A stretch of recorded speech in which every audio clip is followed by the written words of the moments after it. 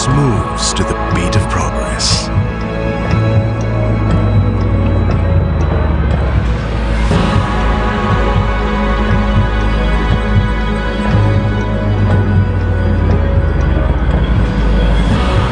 And no one knows its pulse like BDO Unibank.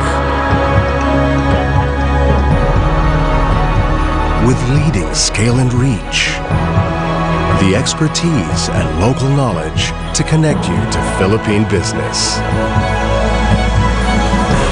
BDO Unibank. We find ways. Imagine a world where with one touch, you're transported to paradise. Where everything is integrated and you can now spend more time on what's important. Imagine townships that make everything closer. Closer to where you need to be and where you want to be. Imagine a world where with the touch of your fingertips, you're able to work and innovate with the best and the brightest.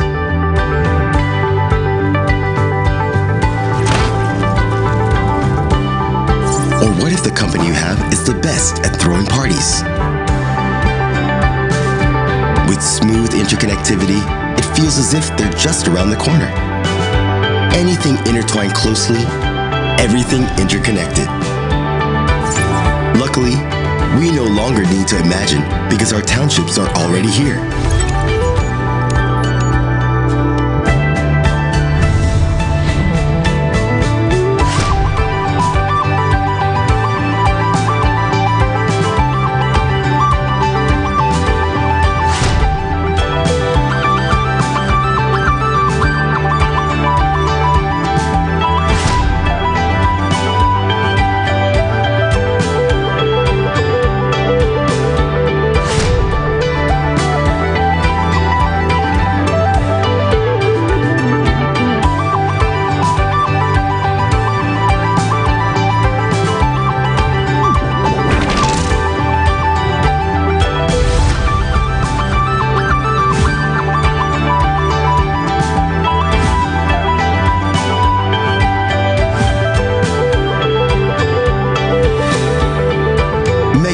Constantly looking ahead in building sustainable townships and integrated lifestyle communities from Metro Manila, the key cities, and to the countryside.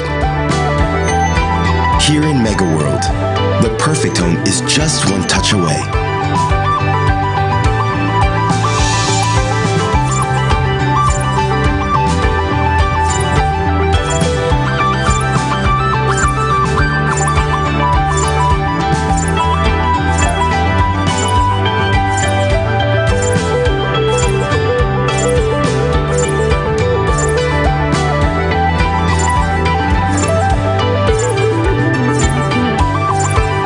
Just build your homes. We help you build your future.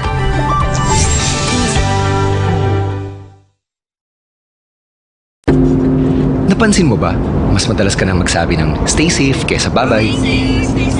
At aminin mo, nawili ka sa TikTok hindi para mapasaya ang sarili, kundi para mapatawang iba. Napansin mo rin ba na palagi na kayong kumpleto pag nagsisimba? At sino mag-aakala na ang daming maglalabas ang internet celebrities ngayon? Ilang pagkain na bang na-order mo? Kahit di ka naman gutom, uhaw ka lang makatulong. At nakailang care emojis ka nang nasend mula ng ECQ. Pansin mo, iba na bigla ang go-to playlist mo. Alam mo rin bang mas maraming naglalabas ng pera ngayon? Kahit taghirap? Alam mo kung bakit? Kasi patuloy mang magbago ang mundo, isang bagay ang mananatili. Malalampasan din natin to. Hindi tayo mawawalan ng pag-asa. Kaya patuloy namin pinapanatiling pinakamabilis at pinakamalawak ang inyong network. So we can all be connected by hope. Napansin mo ba, mas madalas ka nang magsabi ng stay safe kesa bye-bye? At aminin mo, nawili ka sa TikTok hindi para mapasaya ang sarili, kundi para mapatawang iba. Napansin mo rin ba na palagi na kayong kumpleto pag nagsisimba? At sino mag-aakala na ang daming maglalabas ang internet celebrities ngayon? Ilang pagkain na bang na-order mo? Kahit di ka naman gutom, uhaw ka lang makatulong. At nakailang care emojis ka nang nasend mula ng ECQ. Pansin mo, iba na bigla ang go-to playlist mo. Alam mo rin bang mas maraming naglalabas ng pera ngayon? Kahit taghirap? Alam mo kung bakit? Kasi patuloy mang magbago ang mundo, isang bagay ang mananatili. Malalampasan din natin to. Hindi tayo mawawalan ng pag-asa. Kaya patuloy namin pinapanatili pinakamabilis at pinakamalawak ang inyong network so we can all be connected by hope. Driven by the mission to serve millions of customers across retail.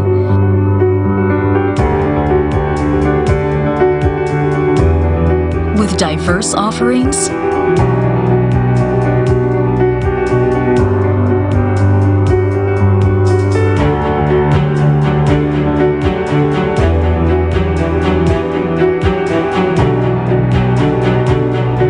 and brands.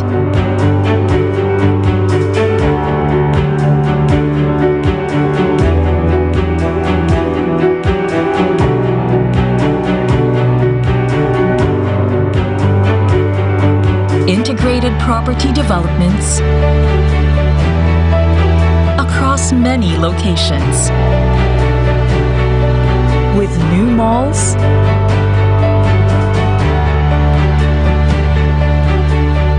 residential projects,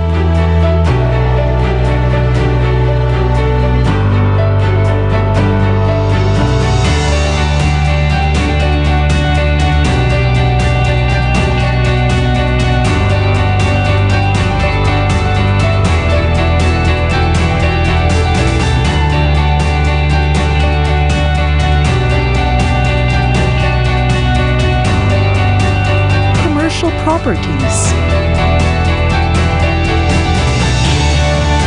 hotels and convention centers.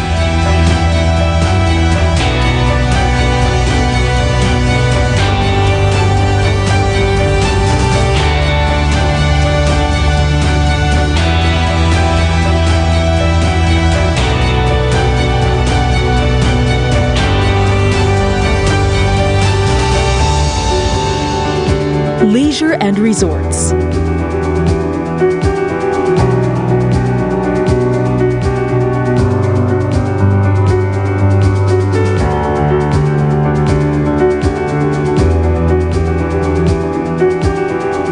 And in banking and financial services.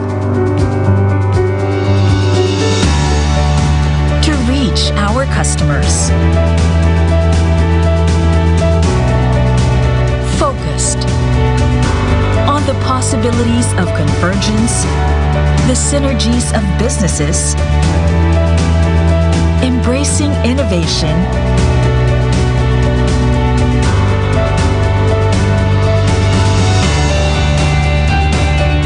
and responsible use of resources.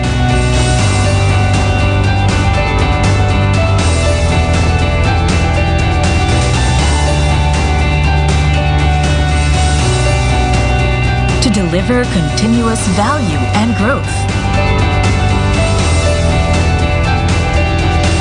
Anchored on creating sustainable, responsible, and meaningful impact.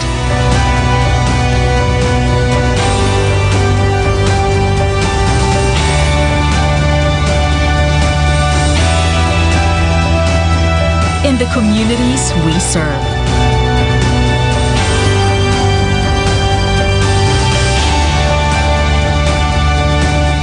Committed to the happiness of our customers, to the development of our youth,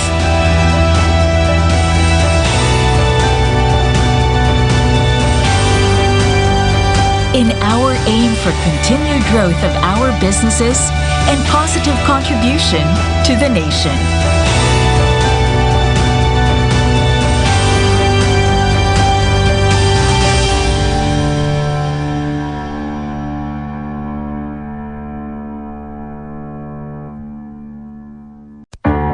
Our journey with the Filipino moves us to do more.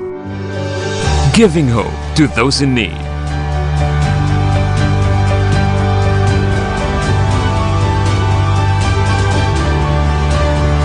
Rebuilding lives, inspiring sports heroes, and empowering a nation. PAGCOR, creating opportunities beyond gaming.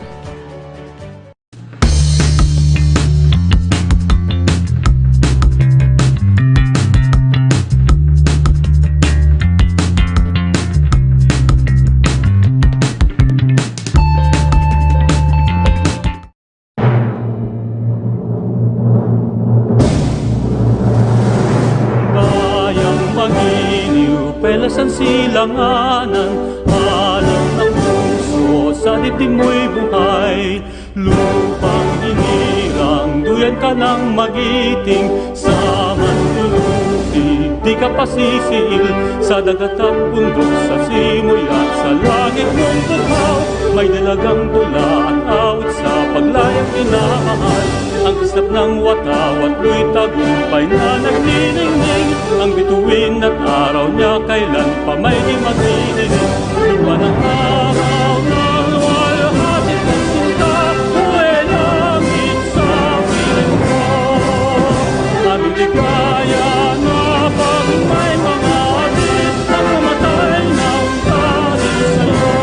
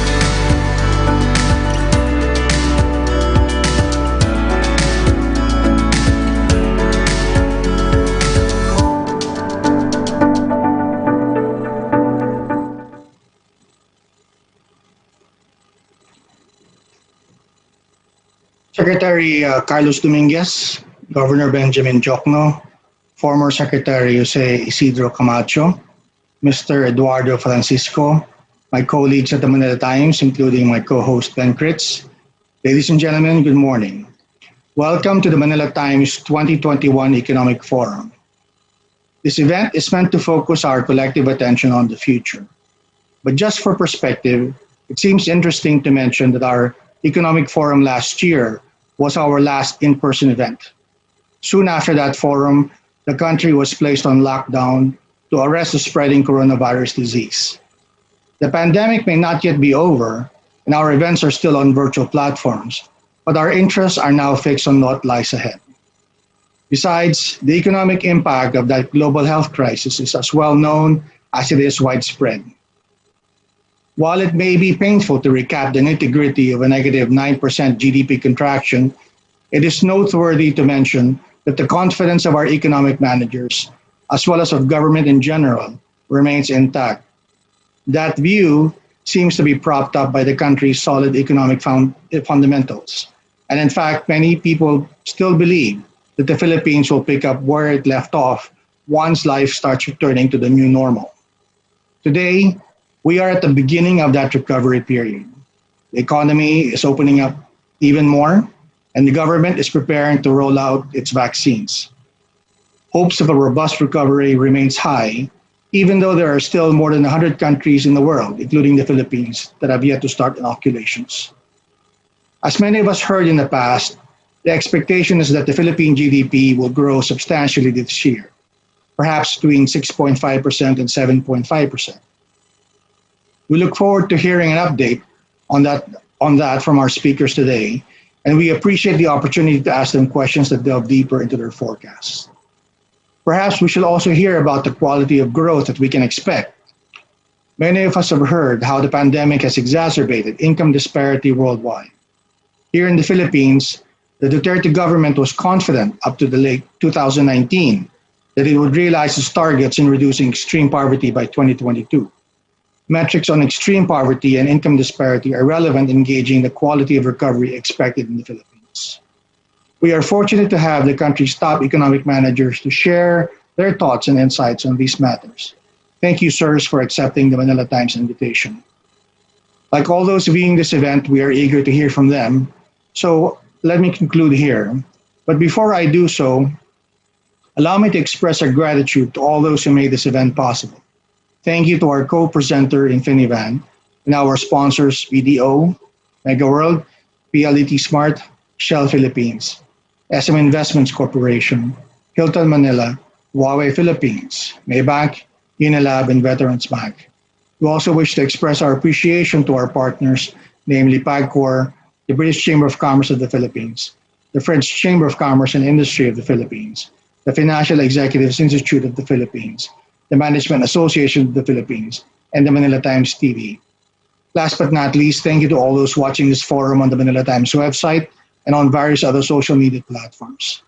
As usual, the Manila Times will publish reports about this event tomorrow, both in our print and digital editions. For those who have not yet seen it, the Manila Times digital edition is an exact replica of our national daily, and we invite you to access it by downloading the Manila Times app. Our digital edition offers you the convenience of receiving a national paper on your mobile phone, gadget, or laptop without venturing outside or any physical contact.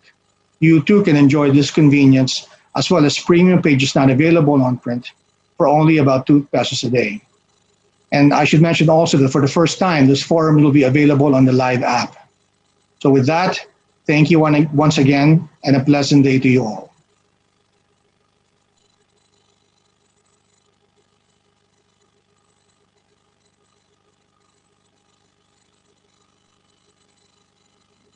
I think we can introduce our first speaker.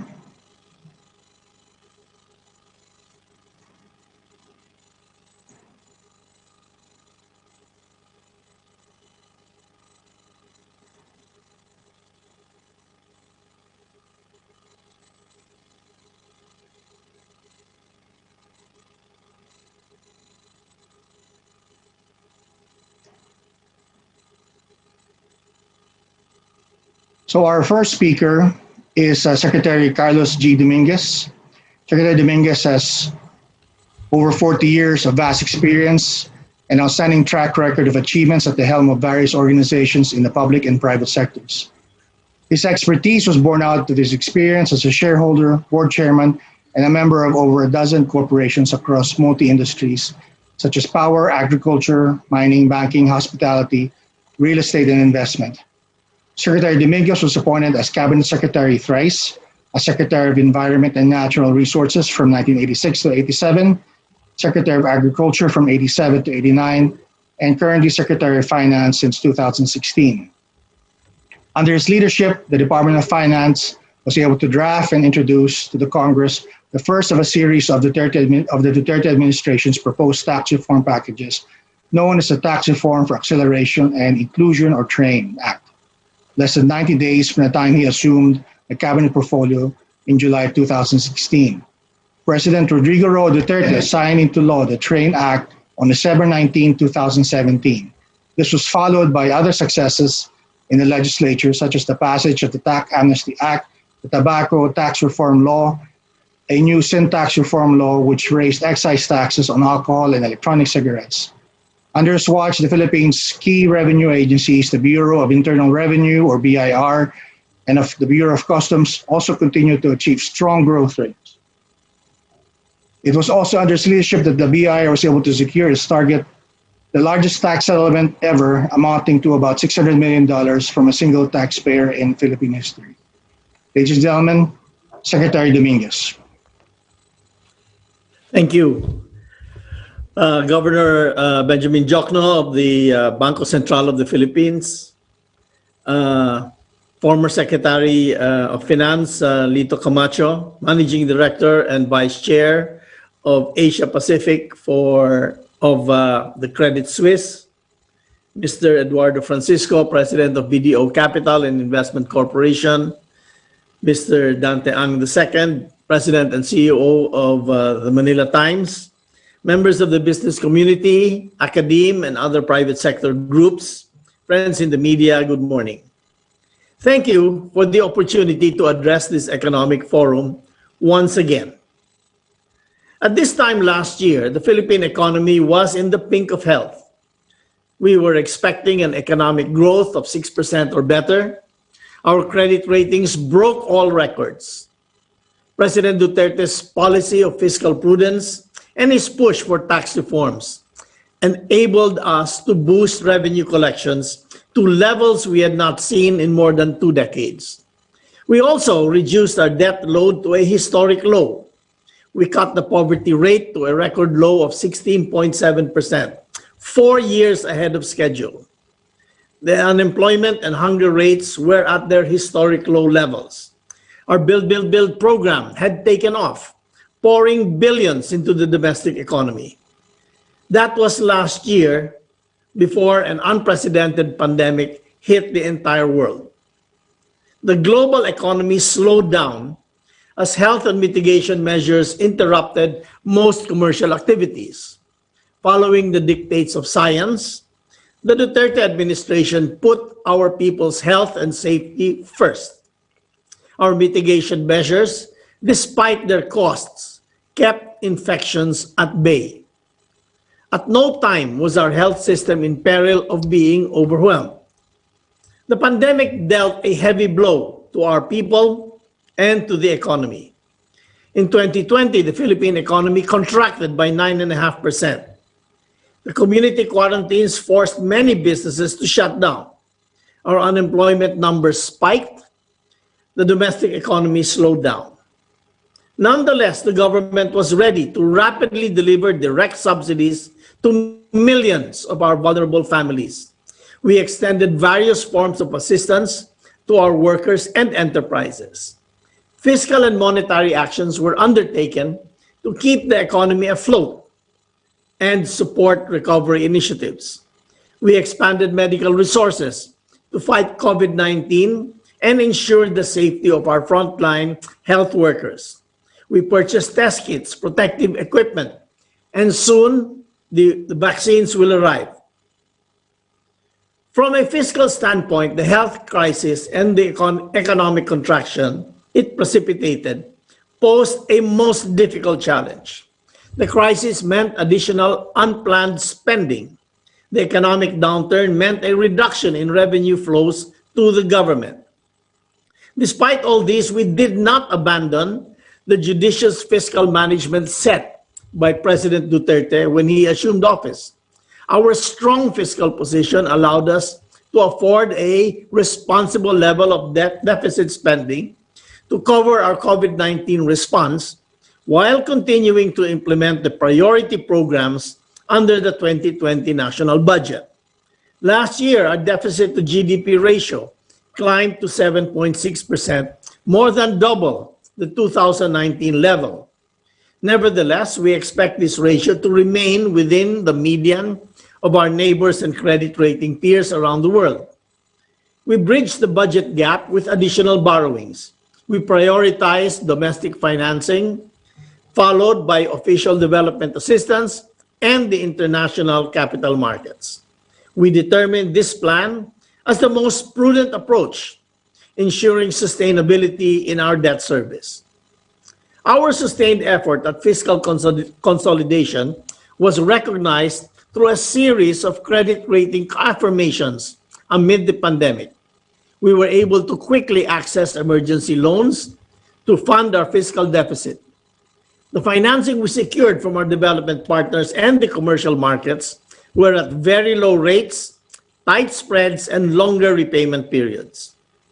The credit rating affirmations helped us bring down our average interest rate per annum from 5.5% in 2019 to 4.7% in 2020 for domestic debt, and from 4% to 3.1% for external debt.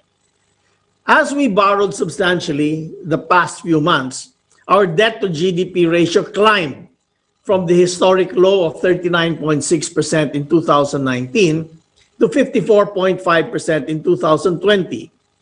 Even at this higher level, we were able to keep our debt to GDP ratio within a sustainable threshold. Some advanced economies had much higher debt ratios even in the best of times. The Duterte administration places paramount importance on the preservation of our long-term financial viability. It is through this prioritization that the market allows us to continue borrowing at favorable terms for the Filipino people. Through the darkest times of the pandemic last year, we were never under the illusion that this challenge will be short. We are prepared to fight a long battle, exercising prudence over the use of our fiscal resources. The worst we could do is to run out of water before the fire is out. We could, for instance, be administering vaccines for years until the virus is extinct. This is precisely the reason why I always emphasize the need to maintain fiscal prudence even as we try to stimulate the economy. The sustainable fiscal position and a strong financial system are platforms on which we launch our economic recovery. This year, we expect our economy to post a strong rebound and grow at the range of 6.5% to 7.5%. But to be honest, we cannot recover all that we lost in 2020 in one blow. It will take us more years to nurse our economy to where it was before the pandemic struck. However, the prospects for 2021 are encouraging. We have gone through the worst episodes of this pandemic. Medical science knows more about the virus. Vaccines are available. Public health protocols have been carefully studied, and we are ready to reopen the economy. On the financing side, we are very optimistic that we can easily fulfill our funding requirement for this year on the back of our healthy domestic liquidity situation. We also have available policy tools to sustain a low-interest environment. As our credit ratings remain better than our peers, we continue to have good access to official development assistance and external commercial loans. Meanwhile, our record high international reserves and strong Philippine peso will strengthen our ability to import the goods that we need to support our economic recovery. This year, our country needs to collect as much revenue as possible to fund the comprehensive effort to defeat the pandemic and support public investments to help our economy recover. That great task falls on the shoulders of our revenue agencies. Nonetheless, we expect to achieve our adjusted revenue collection target for 2021 as the full digitalization of the Bureau of Internal Revenue and the Bureau of Customs is well underway. This digital transformation is expected to dramatically improve the agency's organizational capacity and collection efficiency. Meanwhile, a large part of the government's 2021 national budget was earmarked for our Build program, which has the highest multiplier effect on the economy. This will be the cornerstone of our economic recovery. Our enhanced revenue collection this year will help us sustainably fund the wider rollout of the infrastructure modernization program. The present economic downturn cannot be fully confronted by throwing subsidies at everything in sight. This would only fuel inflation without driving expansion. It will bring us to a debt crisis further down the road. The more sustainable path to recovery is to foster the revival of our enterprises and restoration of consumer activity. A strong private sector is the key to our recovery strategy. We are thankful that both houses of Congress have ratified the CREATE bill, or the Corporate Recovery and Tax Incentives for Enterprises, which is our biggest stimulus ever for businesses. Soon, our enterprises can avail of lower corporate income taxes and other benefits to aid in their recovery. With CREATE, we are leaving the money in the private sector's hands to revitalize their businesses. We trust that enterprises will reinvest their tax savings from CREATE back into the economy to spur domestic activity and create more jobs for our people. In addition, this measure proposes more flexibility in granting fiscal and non-fiscal incentives. This will be critical as the Philippines competes internationally for high-value investments. Meanwhile, the President has just signed into law the FIST Act, or Financial Institutions Strategic Transfer. FIST is part of the stimulus package of the Duterte administration to energize the domestic economy and guide it to a quick, sustainable recovery from the pandemic. FIST allows banks to efficiently offload their bad loans and non-performing assets. It will assist the banking system in performing its crucial role of efficiently mobilizing savings and investments by extending more loans to micro, small, and medium enterprises in need of assistance. FIST is an improved version of the SPV, or the Special Purpose Vehicles Act of 2002. The big difference is that FIST was enacted within the first year of the pandemic, making it an effective measure in ensuring the stability of our financial system. This is in contrast to the SPV, which was signed into law 5 years after the Asian financial crisis struck in 1997. By its timely enactment, FIST will effectively help more banks facing delayed loan collections to drastically reduce their growing non-performing loan ratio. Credit must be given to the hardworking members of our Congress today, particularly Representative Juni Cua, for acting fast in passing this measure. Apart from FIST, we are also pushing for the passage of the GUIDE bill, or the Government Financial Institutions Unified Initiatives to Distressed Enterprises for Economic Recovery. These measures will help save strategically important companies by aiding them to address their solvency issues. Alongside our economic recovery measures, we are fast-tracking the rollout of our national vaccination program. As we speak, negotiations for the purchase of vaccines and their delivery are well underway.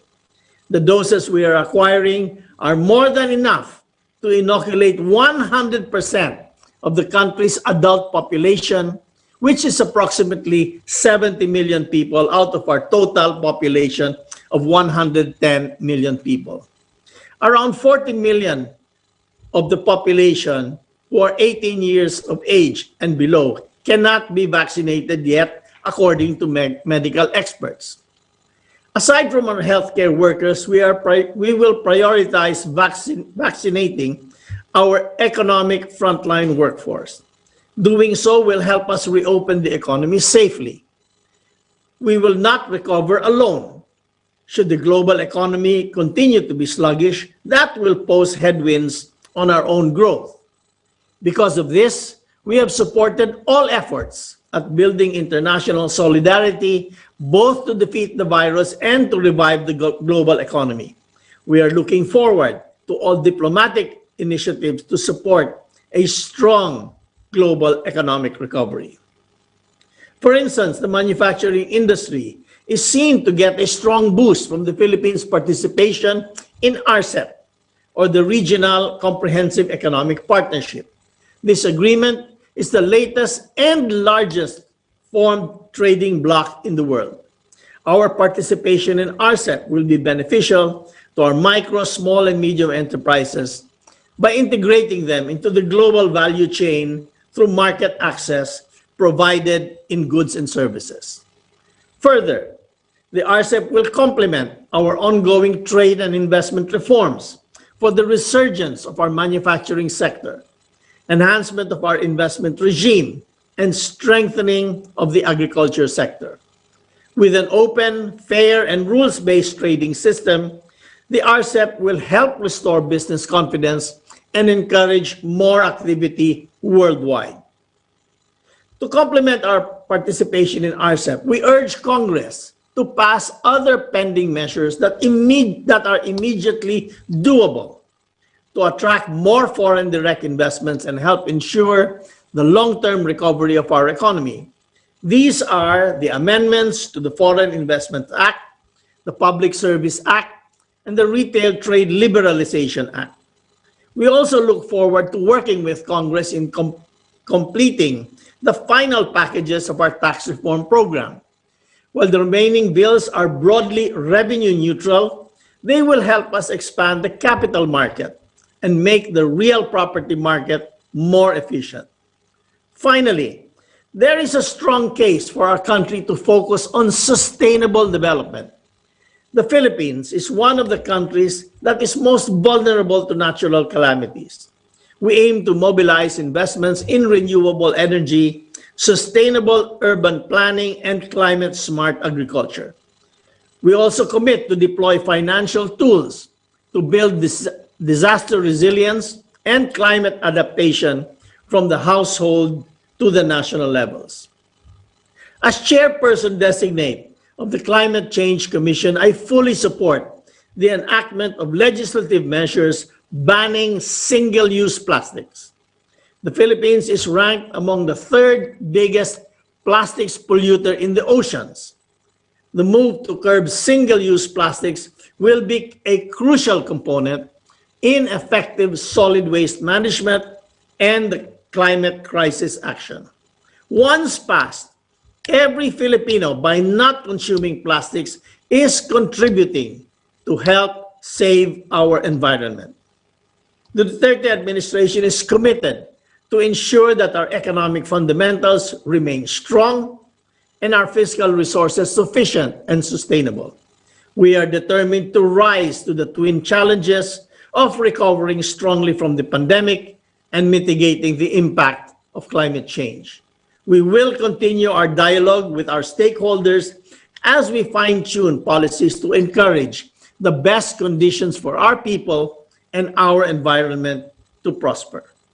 The Duterte administration is doing its utmost to rebuild an inclusive, sustainable, greener, and healthier economy for the Filipino people. Thank you. Thank you, Secretary Dominguez, for that very reassuring message. We hope you can stick around and answer some questions later on.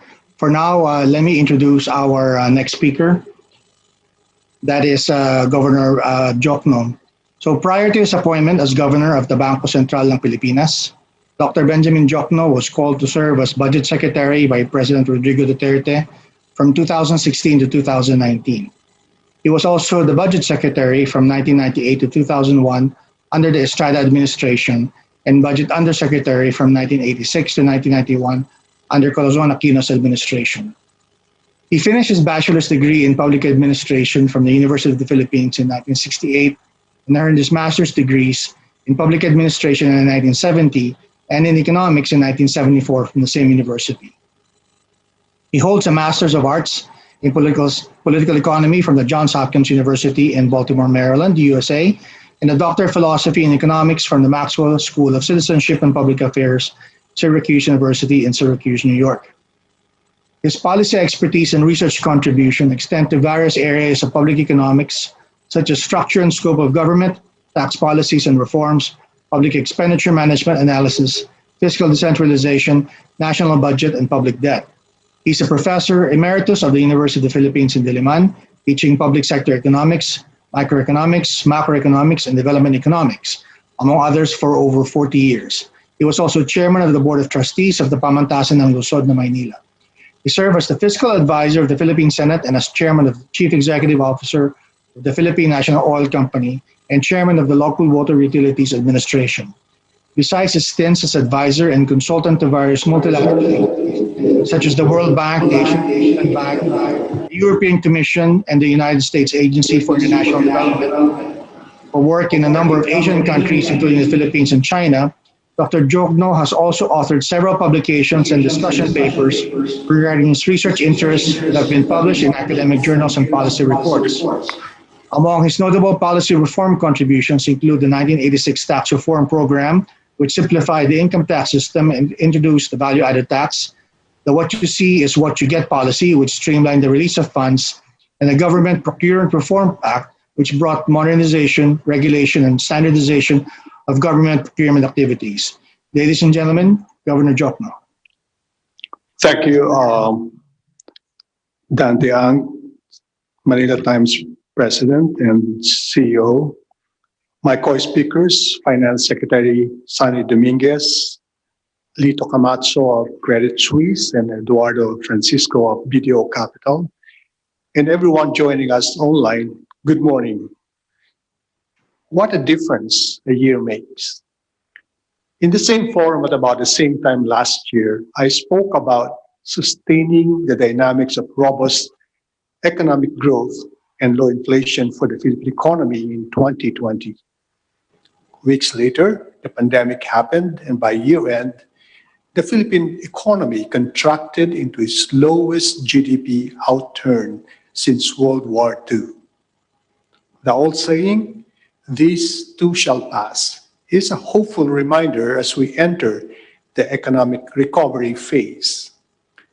Expectedly, the revival of the economy could be gradual, uneven, and arduous.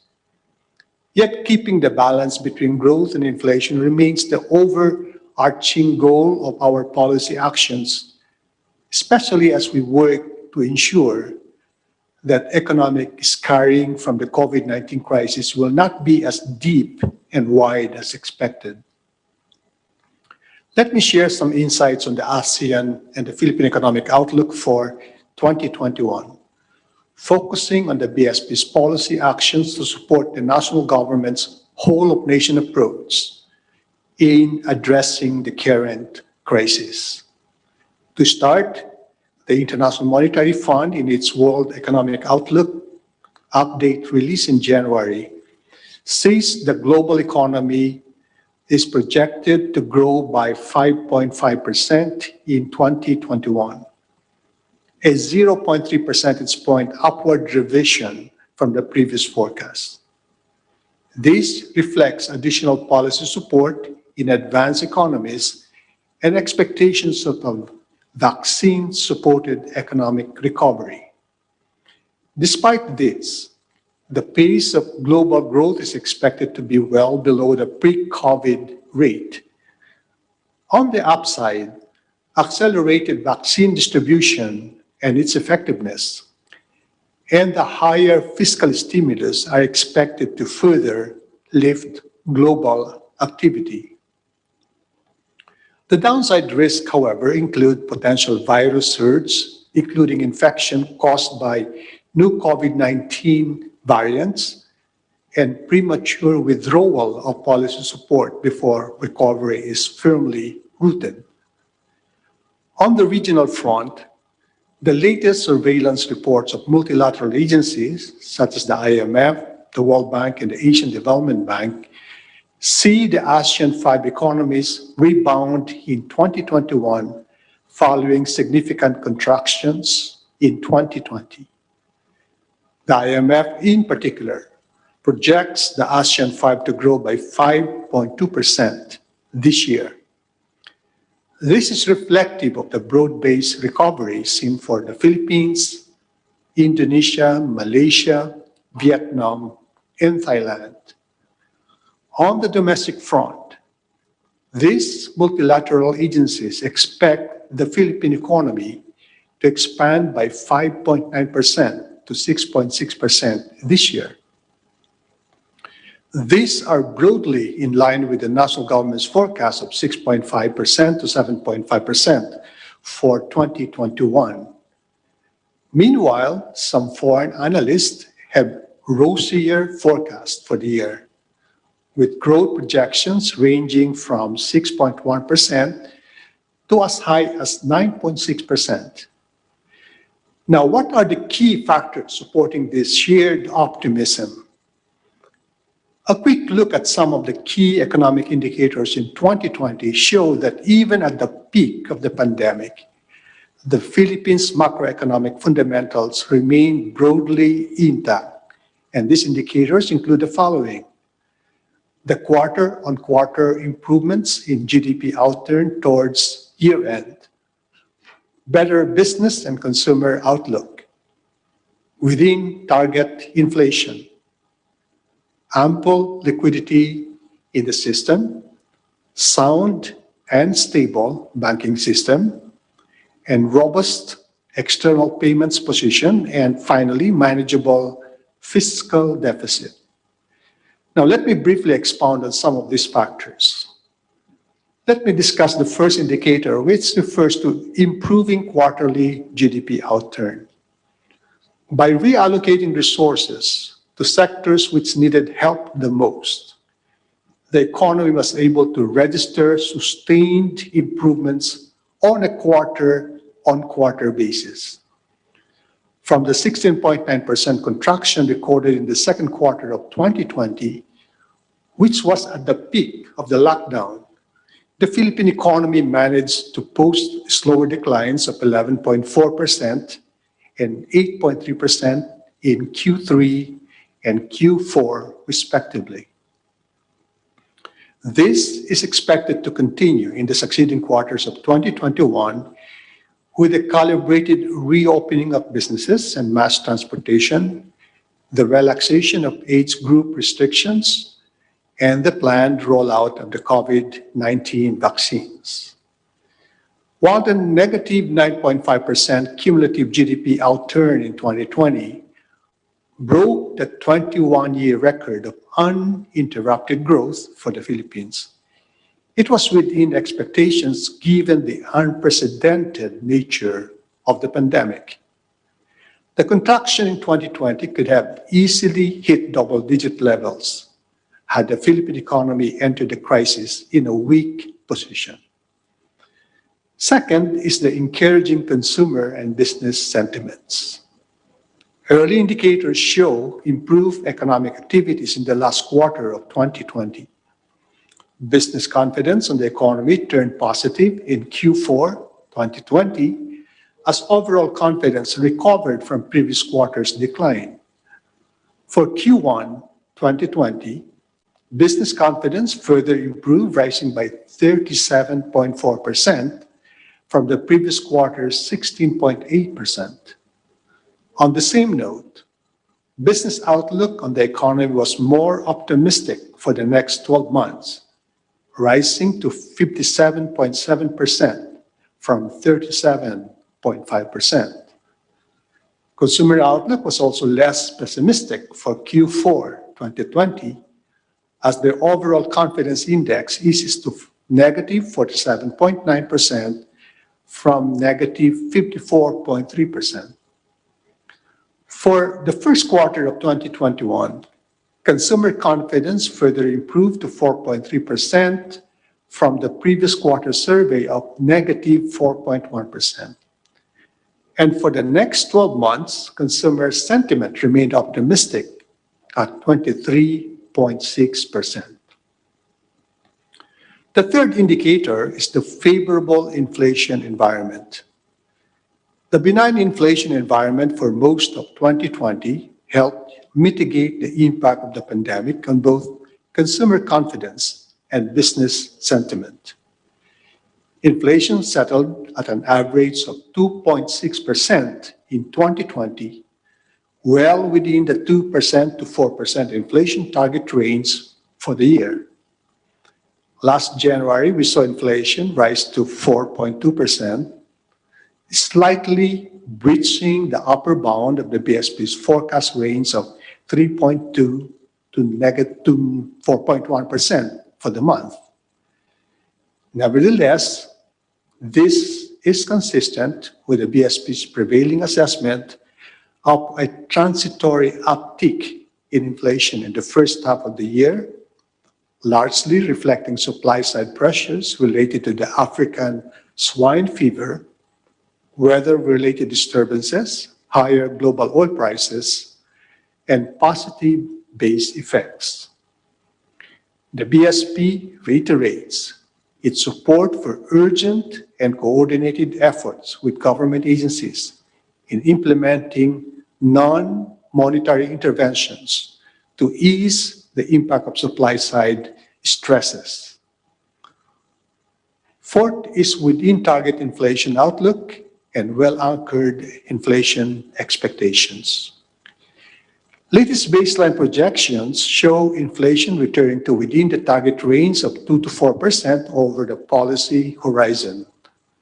While inflation is projected to accelerate above the high end of the target range from Q1 to Q3 2021, inflation is seen to decelerate below the midpoint of the target range by the fourth quarter of 2021 and the first quarter of 2022, due to negative base effects before settling close to the midpoint by the second half of 2022.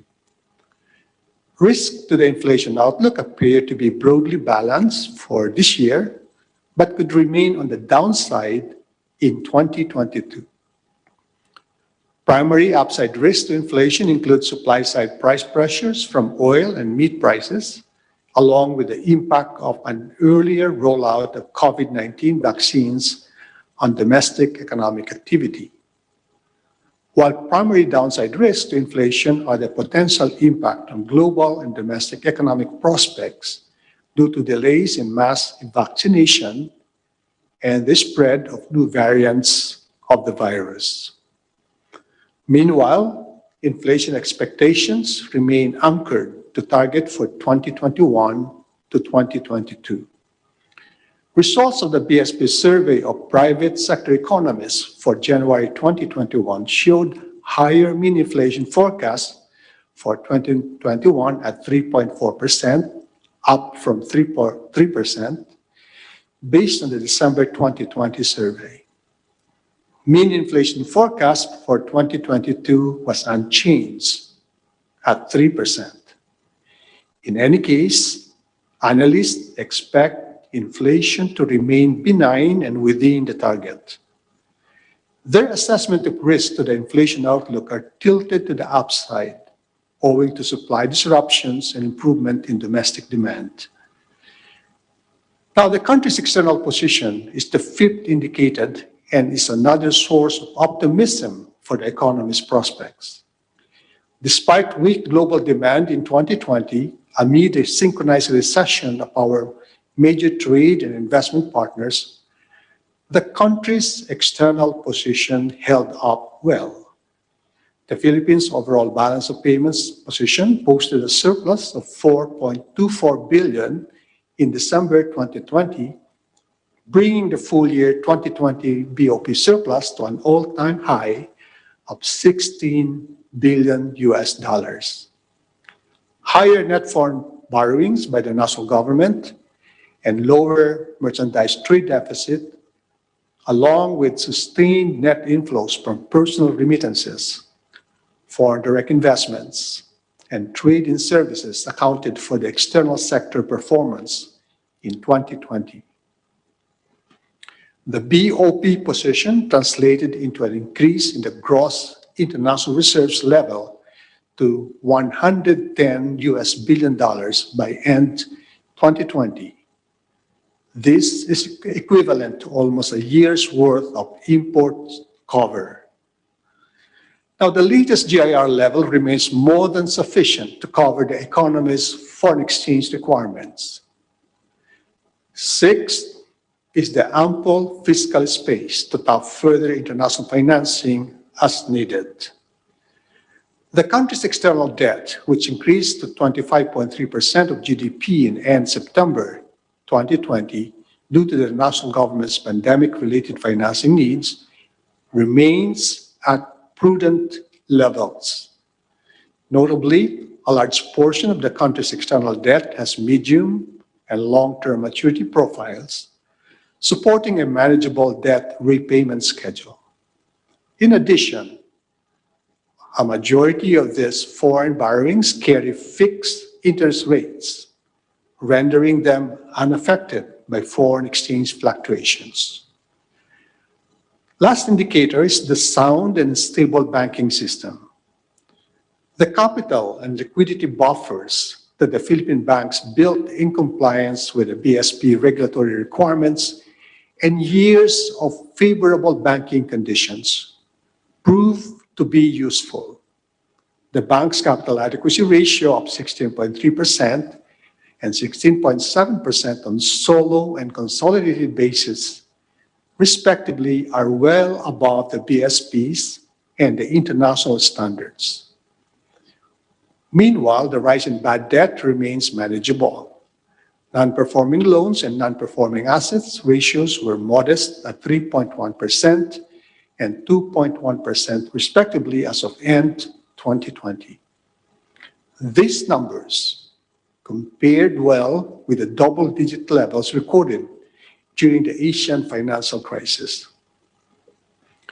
Given these indicators, the Philippine economy has the essential elements to post a strong recovery this year. The robust structural characteristics and sustained policy discipline are the most effective tickets out of this pandemic.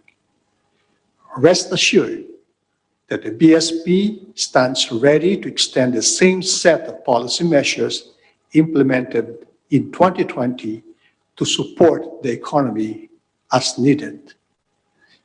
As this crisis is unprecedented, the measures we have implemented in 2020 were just as unprecedented.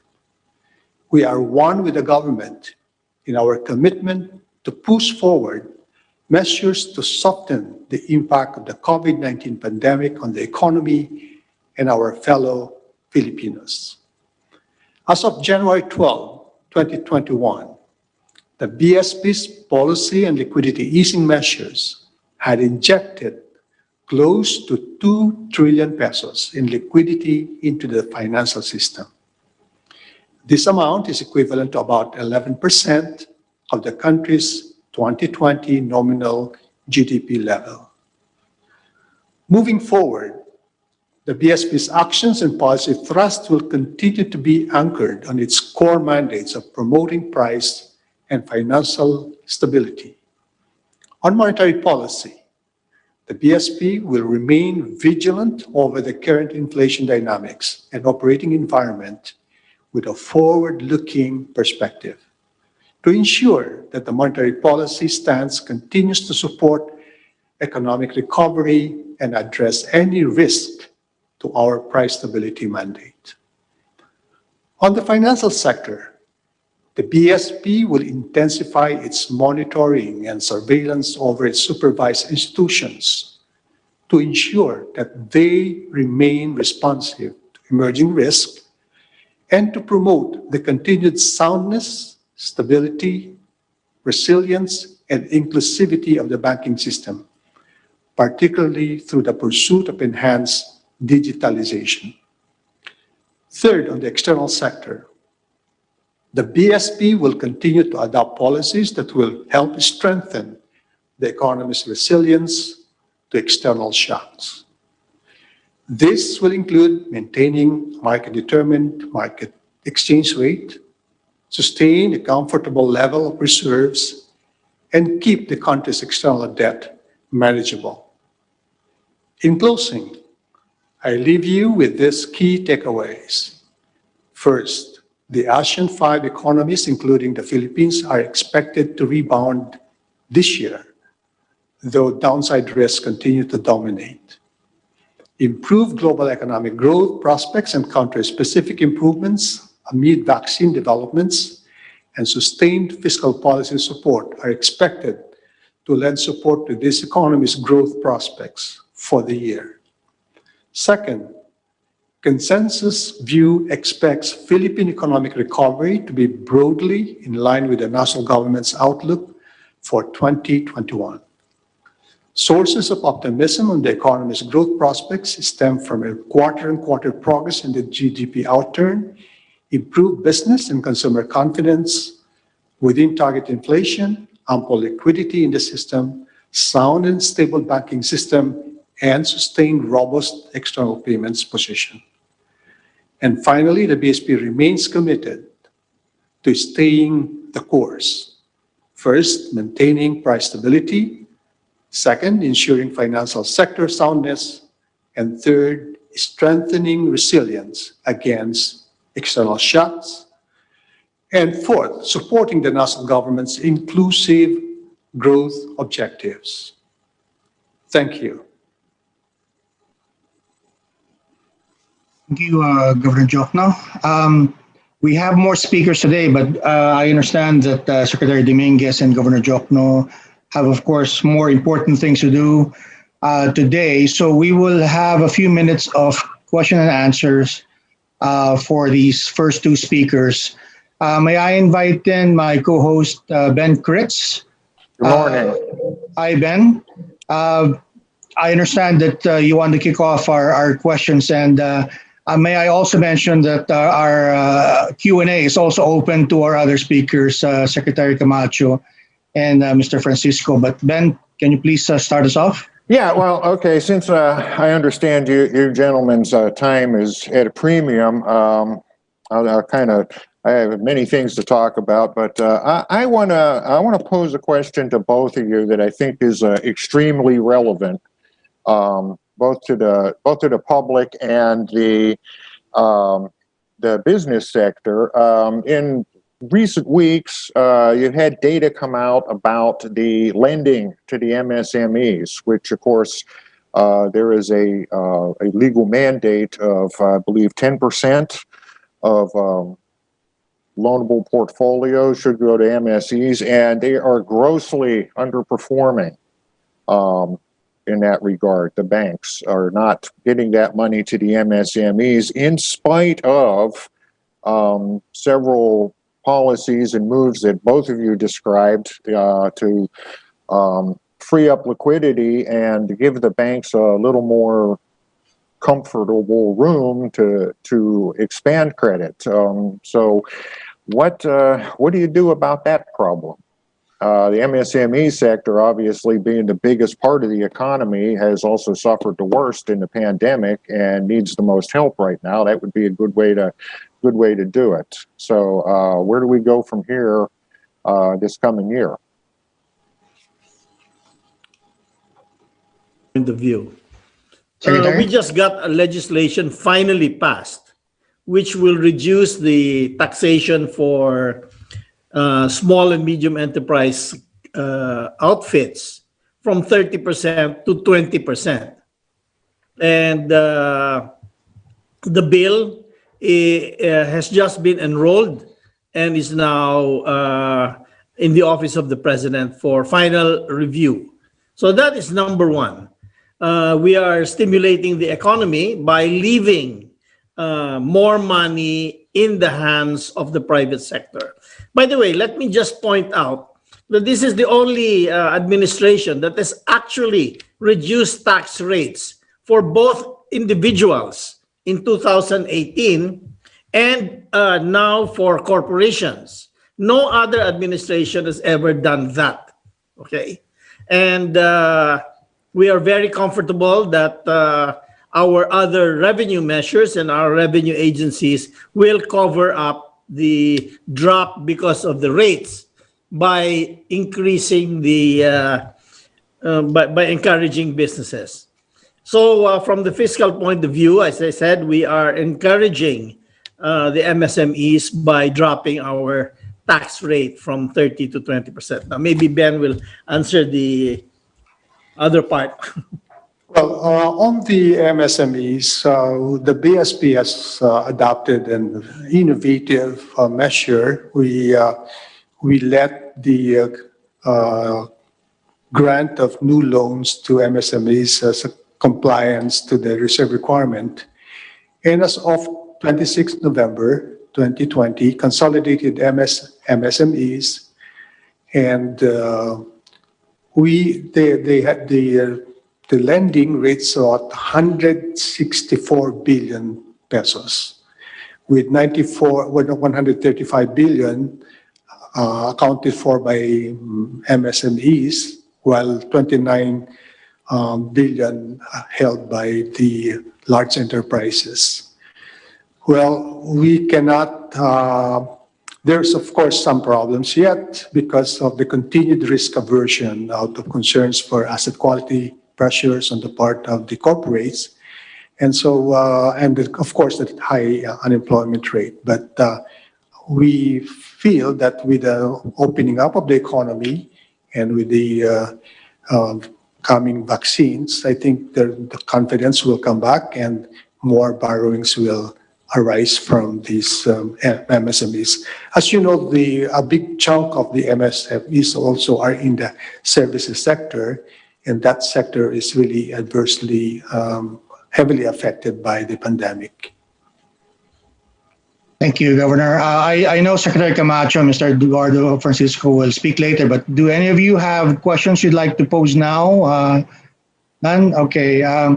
Maybe I can ask Secretary Dominguez and Governor Diokno about the coming elections. Of course, for the present government, that puts a time limit on how fast you can introduce these measures. You mentioned there are still laws that you would like Congress to pay attention to. You mentioned the Foreign Investment Act, the Retail Liberalization Act.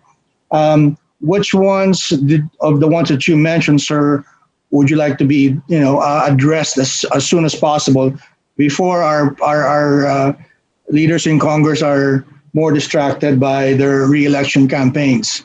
And for Governor Diokno, similarly about the elections, last year you said that the thing that can possibly disrupt our development was the introduction of the cha-cha, and now also with the elections in the horizon, are you concerned at all about what concerns do you have about the impact of the political season on the outlooks that were shared today? Secretary Dominguez? A few days ago, the administration and the legislature had a meeting, and this is the meeting of the LEDAC, which is the Legislative and Executive Coordinating Committee for Legislation. And we agreed on a menu of measures that have to be passed before the election period begins sometime in March of next year. Let me just assure you and the public that this administration is going to work until the last minute of its mandate, okay? And we will push our colleagues in the legislature to do the same. We have a list of about 14 measures, and these are what I mentioned in my talk earlier, where the top priorities for the legislature to we are asking the legislature to address. Thank you. Governor Diokno? Yes, you'll notice that this administration was focused really on many structural reforms and long-term problems like climate change. And we were not much affected by, even if the pandemic intervened, we continue to push for these structural reforms. On the part of the BSP, we will continue to work for the bank secrecy law, because I think we are the only two countries in the world. The other one is Lebanon, which still has this law in our statute. We will continue to amend the agri law, and of course the Financial Consumer Act. So despite the pandemic, we continue to focus on structural reforms and long-term problems like climate change. Thank you, Governor. We do have a number of questions for you, but I'm getting a message from our staff and your staff that you have another engagement. But maybe before you go, Governor Diokno, would you care to share a final message to our viewers today? Yes, as I said, the crisis is very disruptive, but we continue to aim for our original target. And to me, the most relevant here is the reduction of poverty.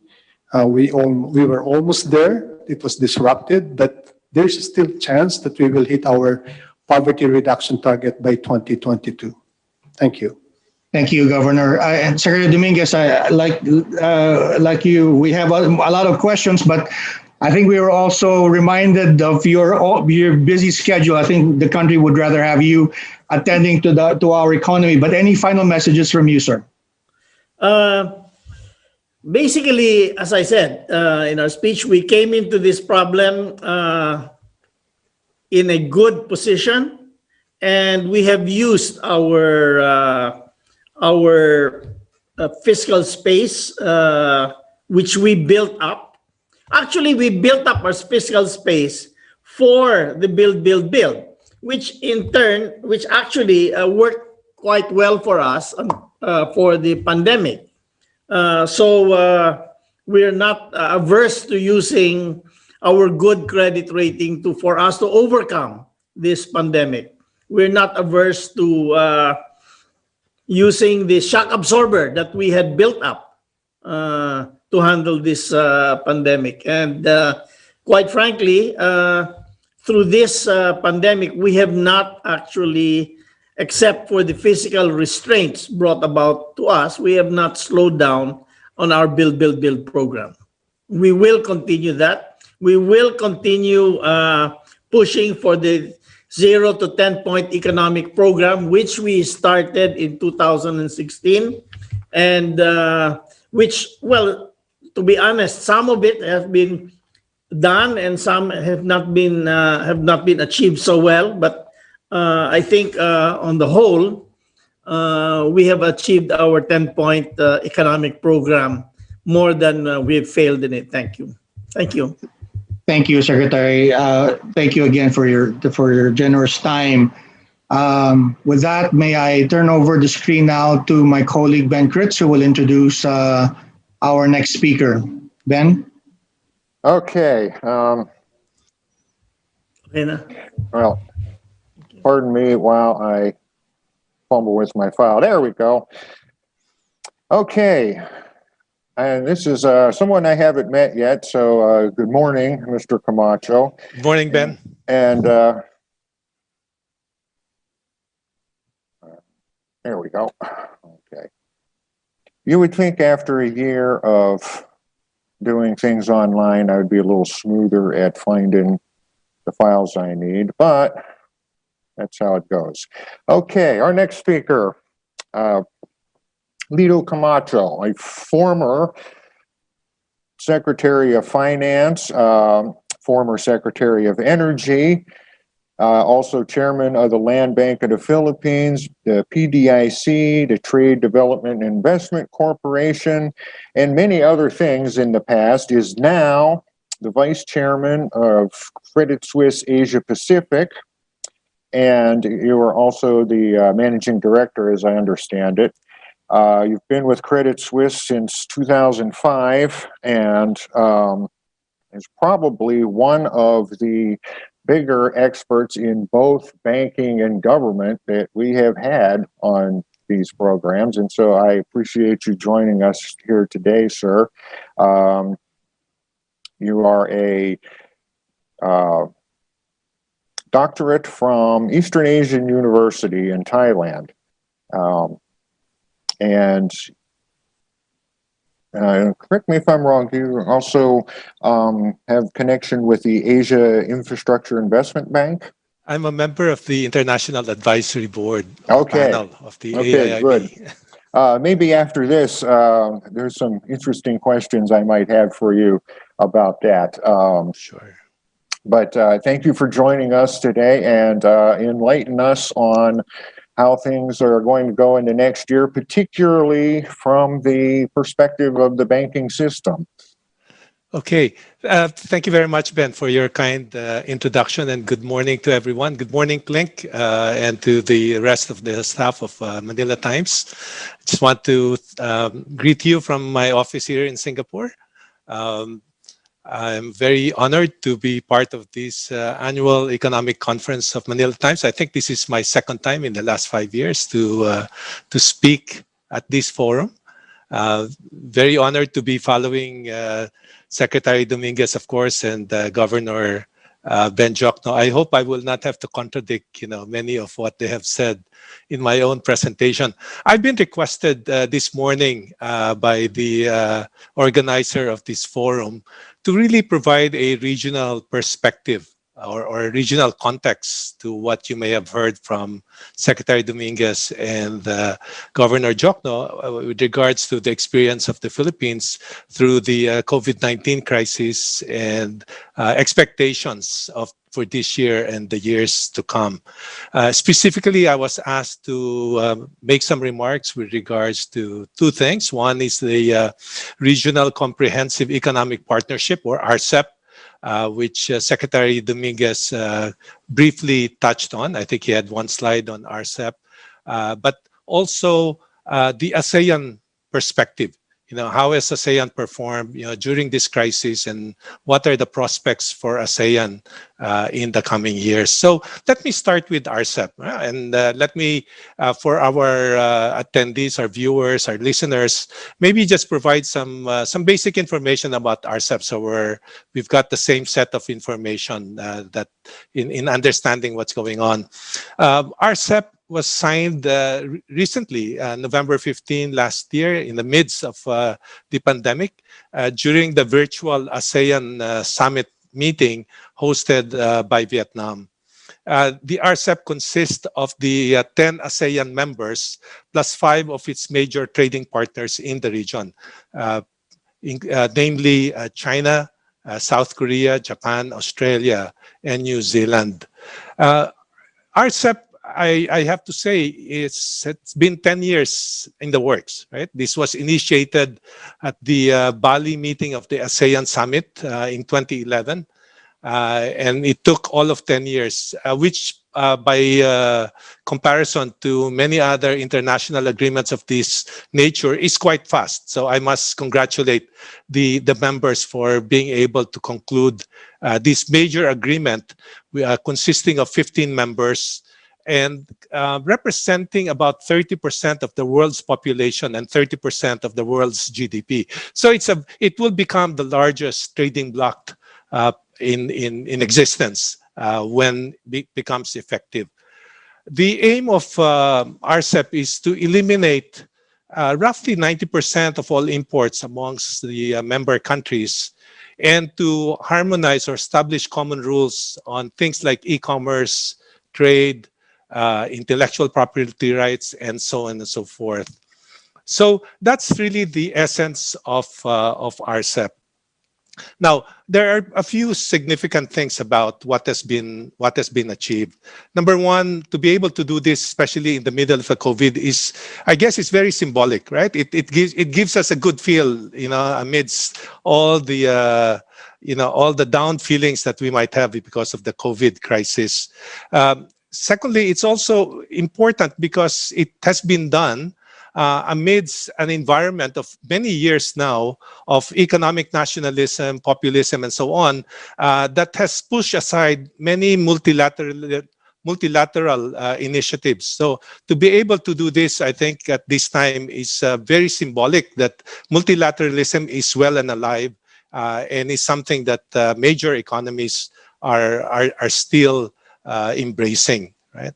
Another significance of RCEP is that it is an ASEAN initiative, right? This is not a China initiative. This is not a Japan initiative.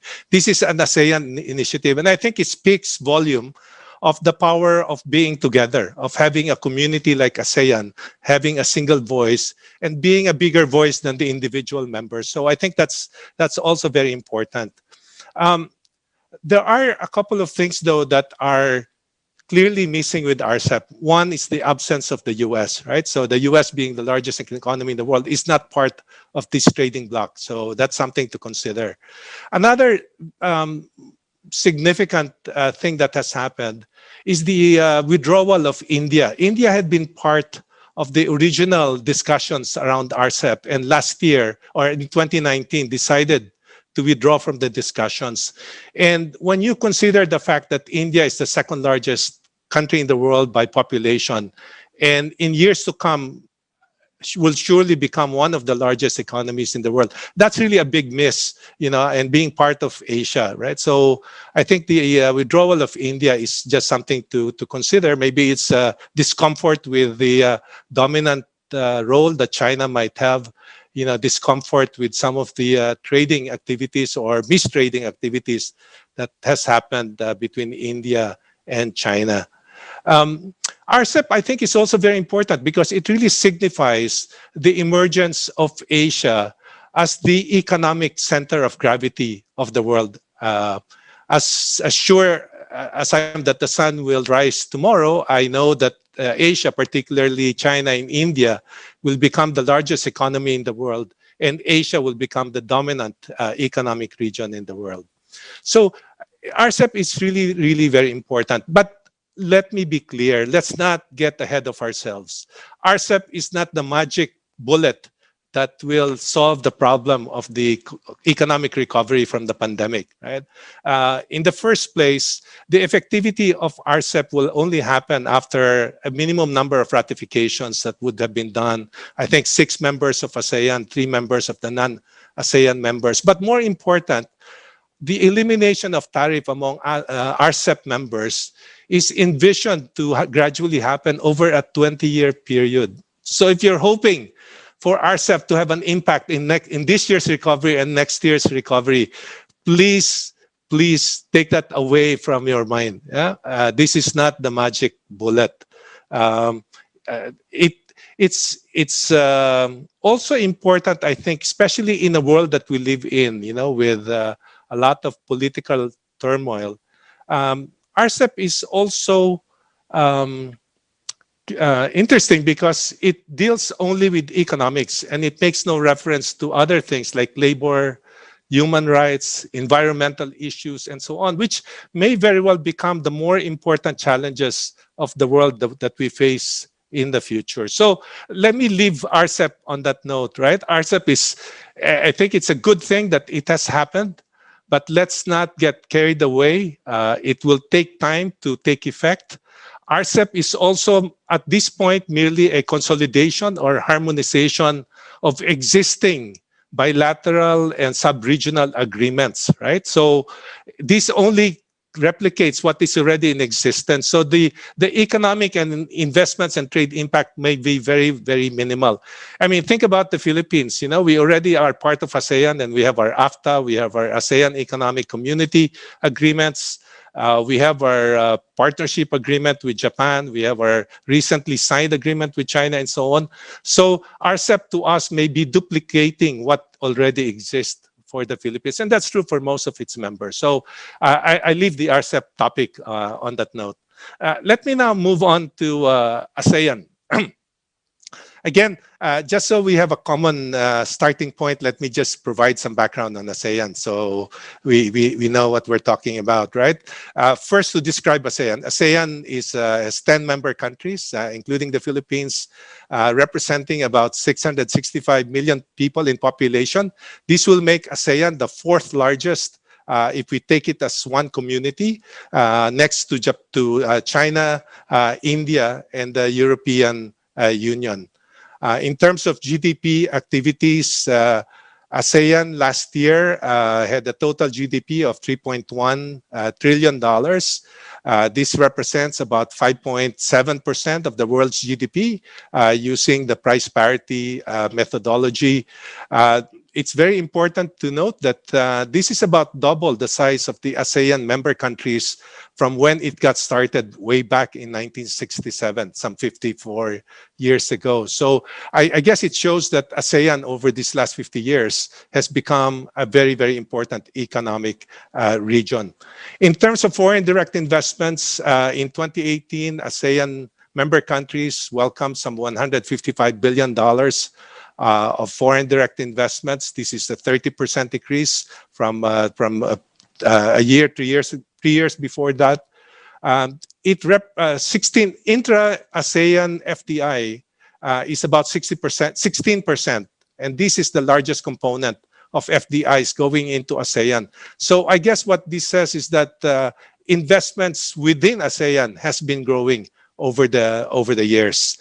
In terms of trade, total trade of ASEAN is $2.8 trillion in 2018, also an increase from 2015 of about 24%.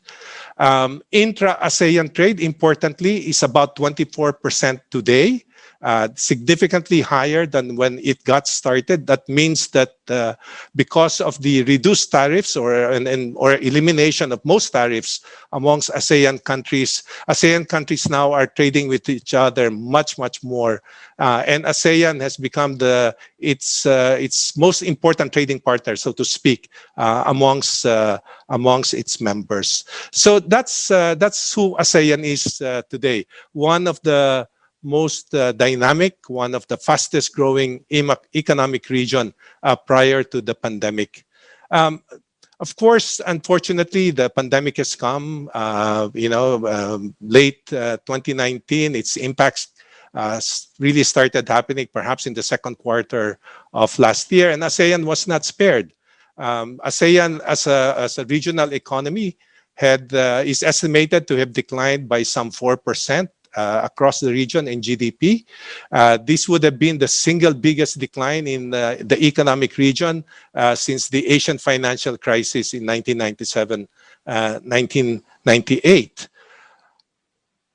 I want to take note, though, that it's important to look at its parts rather than just looking at the sum, because looking at the parts would reveal a few things about the nature of the ASEAN member economies, right? Because you do have a very wide disparity of economic performance during the COVID-19 crisis and looking beyond the COVID-19 crisis. What do I mean by this? The economies responded or reacted to the COVID crisis worse or better, depending on a number of things. One is the nature of the economy, what drives their economies. Yeah? If you look at the Philippines, for example, we are basically an economy that's driven by domestic consumption. Our exports is pretty modest, tourism is pretty modest, so our external sector is quite modest. We're very dependent on domestic consumption. The responses to the COVID situation was also very different. You have an economy like Vietnam, which did excellently. Believe it or not, there's less than 2,000 number of infected cases in Vietnam, compared to, I guess the Philippines is like some 550,000 or more and growing very quickly. You also have Thailand, which in the very beginning responded very well to COVID. You also have different economic measures that were laid out by the respective governments in response to COVID, depending on its own fiscal resources. You know, an example would be Singapore with its ample reserves, being able to take some $40 billion out of its reserves and deploying it to respond to the economic challenges brought out by the pandemic. Individually, let me just make some comments on some of the more important ASEAN economies and see how they performed. The biggest one, of course, among ASEAN economies is Indonesia. Indonesia by far is the largest. It's a little over a third of the total ASEAN economy. Indonesia had a recession or a decline of minus 2.1%. Its first decline in the last 20 years. Indonesia had a relatively poor response to COVID, very similar to the Philippines. Indonesia is a major provider or supplier of resources, both agriculture and mineral resources. So much of its economy is dependent on global demand, and that's why we saw the decline in the Indonesian economy. Let me talk about Thailand. Thailand is the second largest with some, I think, roughly $500 billion in GDP. Thailand declined by 6.5% GDP.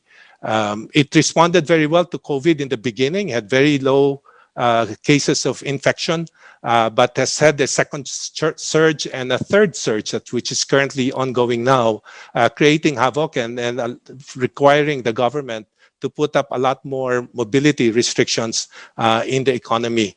Last year was the lowest economic year for Thailand since the Asian financial crisis, where it did decline by some 7.8% in 1998. Tourism is a very important component of that Thai economy. It contributes about 12%. And as you can imagine, with restricted travel, tourism in Thailand has plunged. In fact, they have had an 83% drop in tourist arrivals. In 2019, they had some 40 million tourists traveling into Thailand. Last year, it's estimated to have dropped to 6.7 million tourists. So very dramatic change in the economic landscape, the tourism landscape in Thailand. Malaysia, also poor response to COVID, declined by 5.6% last year. It's worst again, like most, since the Asian financial crisis. Malaysia is more of a balanced economy with a fair amount of exports, so externally driven, affected by the weak global demand, but it also has domestic consumption that drives its economy. And of course, with the lockdowns that have happened, continue to happen in Malaysia, that has been severely affected. Singapore is interesting because Singapore is probably one of the most unique economies in ASEAN, being a very small, it's a city-state, very well capitalized and so on. COVID response has been excellent, except in one regard. They forgot that they have some 300,000 foreign workers living in cramped dormitories, and that's where you've seen the numbers of infection go up. Otherwise, infection at the local community level is almost non-existent. I'm back in Singapore, able to live a normal life, except for wearing of masks. Community transmission is about 0 to 1 every week. So it's, you just don't feel the effects of COVID if you're going around Singapore. So they've done very well in that regard. Singapore economy, however, is very dependent on exports, in technology, IT products, pharma products, oil and gas, and so on. And that's obviously been severely affected by the global slowdown. It also has a significant component of tourism. And again, with restrictions in travel, that's significantly down. So Singapore last year registered a decline of 5.8%. The biggest laggard in ASEAN, I'm sorry to say, has been the Philippines. Our 9.5% decline has been the worst decline in the Philippines since World War II. It's also the worst in ASEAN. And let me just add to what you heard from Secretary Dominguez and Governor Diokno. I think the main reason for that is the nature of our economy. We're an economy that's driven by domestic consumption. And when people don't go to school, don't go to work, don't go to malls on weekends, there's no economy to speak of. We can bring back production as fast as we can, but that's not helping, because unless people can consume, the economy is not going to work. And I'm glad in a way, because I've heard, you know, some of our economic managers like Secretary Lopez, Secretary Chua, and even Secretary Dominguez say that demand is our issue. We need to be able to bring demand. And that's why I think in the Philippines, you've seen our economic managers pushing for a faster reopening of our economy, you know, allowing for students to go back to school, allowing senior citizens and younger children to be able to go out and spend, because that's what our economy is all about. The star of ASEAN last year, I have to say, and I'm very envious, is Vietnam. It's really quite amazing the way they performed, and it's reflected. It's been registered because of their fantastic response to COVID. As I mentioned, you know, less than 2,000 cases to date, less than 50 deaths in the whole country due to COVID. Economically, Vietnam has also been able to position itself as a major production base. It's an exporter. Probably the biggest beneficiary of migration of production from China, which has become more expensive, has been Vietnam. The Philippines should have been, with our, you know, restored relations, diplomatic relations with China, with our lower labor cost compared to China now. But we unfortunately haven't been able to do that, unlike Vietnam. So there are economies that we could learn lessons from, and Vietnam is certainly one of them. If we're looking for ways of how we can speed up our economy and our recovery in the Philippines even more than what we will be able to do. Collectively, you know, when you look at ASEAN in terms of its responses to COVID, they're very similar. You've got economic measures such as monetary policy easing. You've heard the governor do that. That's happening across the region. You've had the stimulus programs being provided across the region in almost all the economies, with cash grants, with support for businesses, and so on and so forth.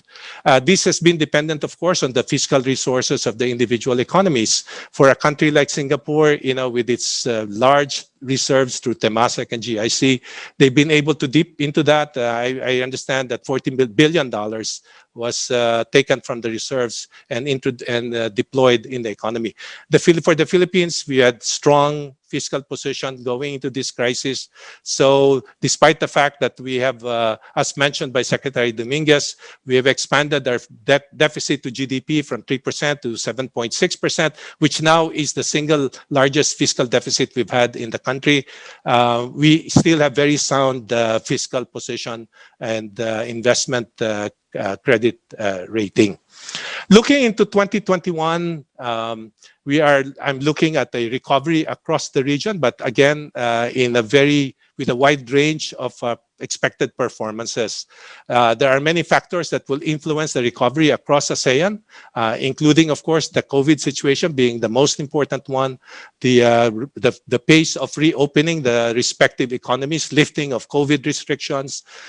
There's always the risk that new variants, you know, the UK, the South African, and the Brazilian variants can enter some of our economies and create the need for reimposing, you know, many of the lockdown restrictions that we've seen last year.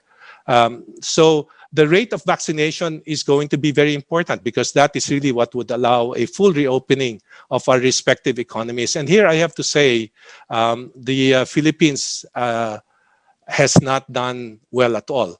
If you look at the other ASEAN economies, vaccination is well and, you know, in place, and it's now happening. Even in a place like Indonesia, which would be more comparable for the Philippines. Singapore, I can tell you, I've had my first dose of vaccine from Pfizer last Sunday together with my wife. So, they're even allowing, foreigners working in Singapore like myself to get vaccination in the Philippines. The Philippines together with Thailand are probably the laggards with regards to vaccination. Thailand, like the Philippines, have not been able to sign their purchase contracts for vaccination. They had a similar oversight in terms of the indemnification that the manufacturers of vaccine are requiring, which has created the delay in Thailand, as it has, I believe, created the delay in the Philippines. The nature of the economies I've mentioned will also be a big influence on how quickly the economies will recover. For example, for export-driven economies like Indonesia, Vietnam, recovery in the world, it would be the main determinant of their quick recovery. For places that are very places that have a very large tourism industry in their economy, like Thailand and Singapore, will have to wait for when travel becomes more normal, and that's when they will then be able to recover the contributions that they get from tourism.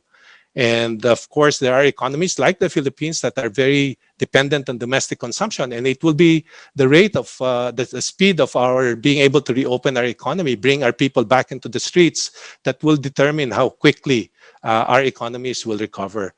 Overall, the ASEAN economy is forecasted to recover by some 6% as a group in 2021. Again, important to see the parts rather than the whole. Indonesia is expected to recover by 4.4 to 6.1%. When you consider that they only declined by 2.1% last year, that's a plus. So they would have recovered beyond their 2019 economic activity. Thailand, 2.3 to 3.3 recovery this year. When you compare that to 6.5% decline last year, Thailand still has a long way to go before they get back to their 2019 level. Singapore, with the recovery of 4 to 6%, will probably be about where they were in 2019 at the end of 2021. The Philippines, again, we can rejoice and look at the 6.5 to 7.5% growth this year, but when you consider that we declined by 9.5% last year, we're not quite there yet. Vietnam, with its positive growth in 2020, expecting an even faster economy in 2021, 6.5 to 8%. So Vietnam continues to be the star of the region. So overall, economy of ASEAN is expected to grow by 6%. There are good and bad stories there. For some, it's truly rising from the ashes, I think, as this conference has been entitled. For a few others, like the Philippines and Thailand, I characterize it more as digging ourselves out of the hole or the grave that we have dug ourselves in. We're not quite above ground yet, even with the expected growth of 6.5 to 7.5%. Let me just spend a couple of minutes just talking about my longer-term views about ASEAN beyond the pandemic and beyond the immediate recovery from the pandemic. And here I can say that I'm a bit, I would be quite optimistic. I'm very optimistic about the growth prospects of ASEAN. I think it will continue to be one of the most dynamic and fastest growing economic regions in the world, based on a number of factors. Number one, the level of urbanization or the rate of urbanization that's been happening in ASEAN, and that I expect will continue to happen. In over a 20-year period, there are about 120 million ASEAN peoples who move from farms to cities, or farms become cities, right? And by 2030, the projection is that some 54% of ASEAN would already be urbanites. And you can just imagine what urbanization brings, right? Urbanization brings a lot of demand for real estate, for infrastructure, for consumer goods, and so on and so forth, creating demand that will build our respective economies.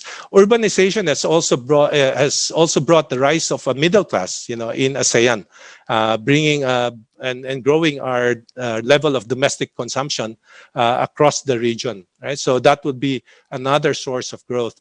Infrastructure and the gap in infrastructure in ASEAN is another source of growth. I mean, we're seeing that in the Philippines, and it's no surprise that the Philippine economic managers and this administration is focusing on the build for our economic recovery post the pandemic.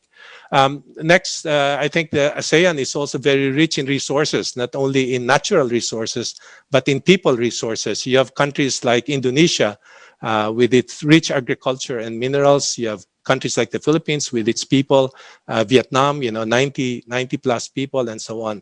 And finally, I just want to point out that I'm also seeing an emergence of ASEAN multinationals and what I consider ASEAN economic champions.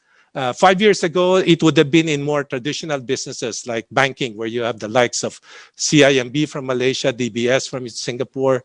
You have the likes of ICTSI in port operations, the biggest port operator in the Americas. Jollibee, a very significant player, not just in the Philippines, but even places like Singapore and Vietnam and a few other ASEAN countries. Today, I'm very proud to say that we're not being left behind in the new economy. You have giant technology companies emerging out of ASEAN. You have the likes of Grab from Malaysia, Gojek from Indonesia, and Tokopedia also from Indonesia, Lazada from Singapore. You have One Championship from Thailand. You have the emergence of technology giants that are coming from ASEAN. And I think that speaks well of the dynamism and the energy of our region. And that really gives me optimism. I think the main challenge for ASEAN is how can we keep together as a community? And that's where ASEAN has been challenged. I believe that political commitment has waned for ASEAN as a community. The concept of ASEAN centrality has been weakened. Bilateral relationships with China and the US in particular have dominated most of the ASEAN members. You only have to think back to when Cambodia was chairing the ASEAN meeting and they could not agree on the statement from ASEAN because of the pressure coming from China.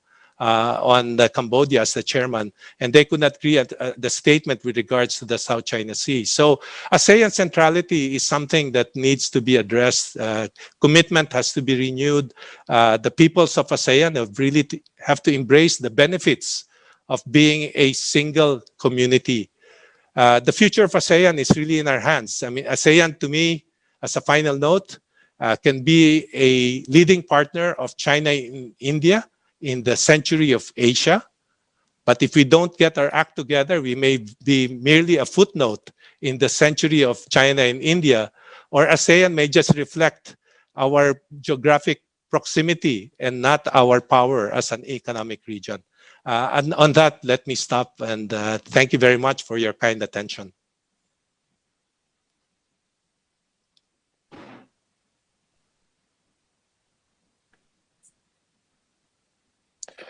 Okay. Well, thank you, Mr. Camacho. I think I'm supposed to introduce our reactor to what you just said, and I hope we have time to ask a few questions because I certainly have some after that very interesting presentation. Joining us now is Mr. Eduardo Francisco, or as we like to call him here, Mr. BDO. Ed is the head of the investment banking group of BDO Unibank, and as well as the president of BDO Capital Investment Corporation and the chairman of Averin Holdings Corp.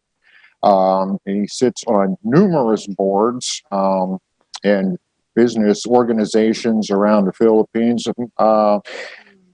Most particularly the capital market committees of both the Bankers Association of the Philippines and the Philippine Stock Exchange, and he also sits on the listing committee of the Philippine Dealing and Exchange Corporation, which is where the bond and foreign exchange market is.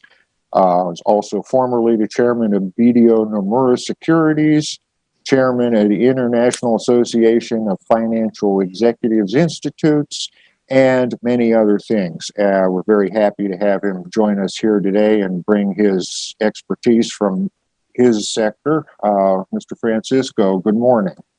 Morning, Ben. Thank you. Good afternoon. Good morning to everybody. Thank you for. It's an honor to again, as Lito said, to be together with Secretary Dominguez, Governor Ben, and of course an idol, Lito Camacho. I'll just share some of my reactions to the three presentations, and I'll just give some of my views also as a banker and also as a Filipino. I guess regarding Sonny Dominguez's presentation, anyway, this is like a synopsis anyway for the viewers. He started out by saying Duterte's priorities health and safety first, which I guess is good and bad, right? It's good, right, that he really locked us down, but then we've also had the longest lockdown. It's also not so good now that we're still under lockdown and a lot are clamoring for reopening. So those are sort of the tug of war. But then I applaud what the DO has done with Create, Guide, and Fist Build. So we're looking forward to that. Secretary Sonny has always been very prudent. And I guess the thing there that the quotation that I really liked what he said was, we don't want to run out of water before the fire is out.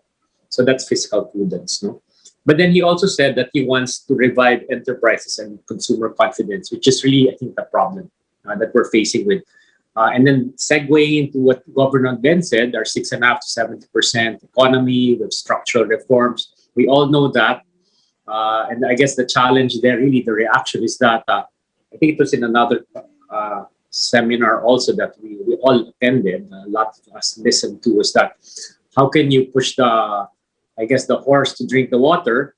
So even if there are there is this loans and others, this stimulus, if there's really no demand, which was also admitted by both Governor Ben and Secretary Sonny, that there's no demand anyway, then it won't reopen.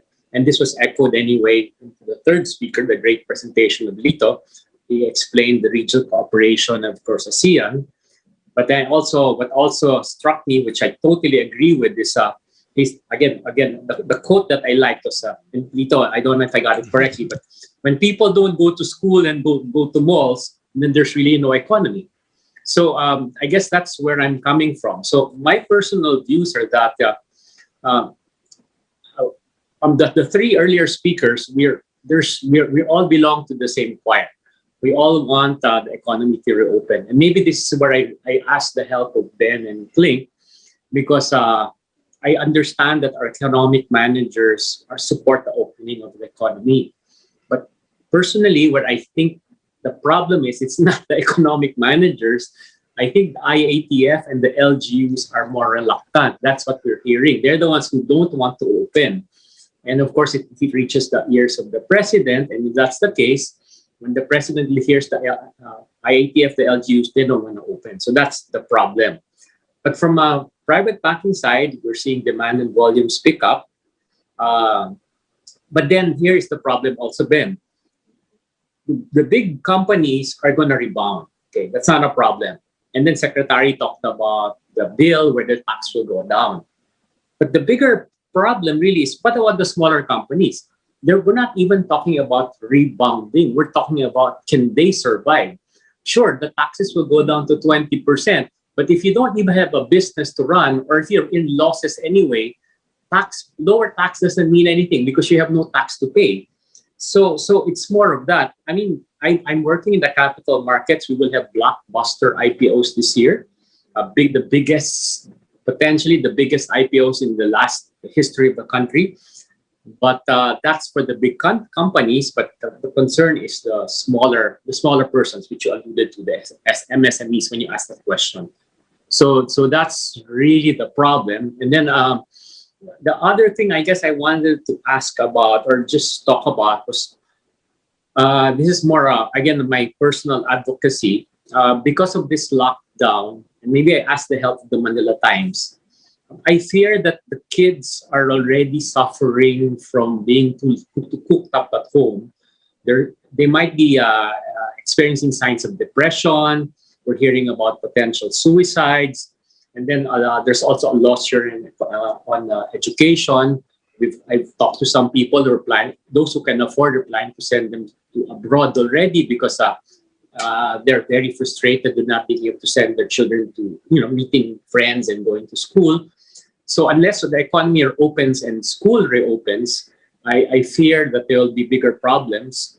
And at least I know that the Sinovac vaccines are arriving this weekend. I'm talking, a client also is the one bringing them in. I think they're arriving by military plane. So we've seen those pictures about vaccines arriving. I guess my request is that hopefully the government will allow hybrid classes to open up, so that at least our children, which is really the future of the country, right? You're always talking about an economic dividend, so that the children at least will thrive. And as going back to what Lito said, if they're not out anyway and they're not spending, then there's really no economy. So, so overall, thank you for inviting me here. Very supportive of our government. Our fiscal managers or our economic managers are doing the best they can anyway, balancing between spending too much, borrowing too much, but at least having the structural long-term reforms.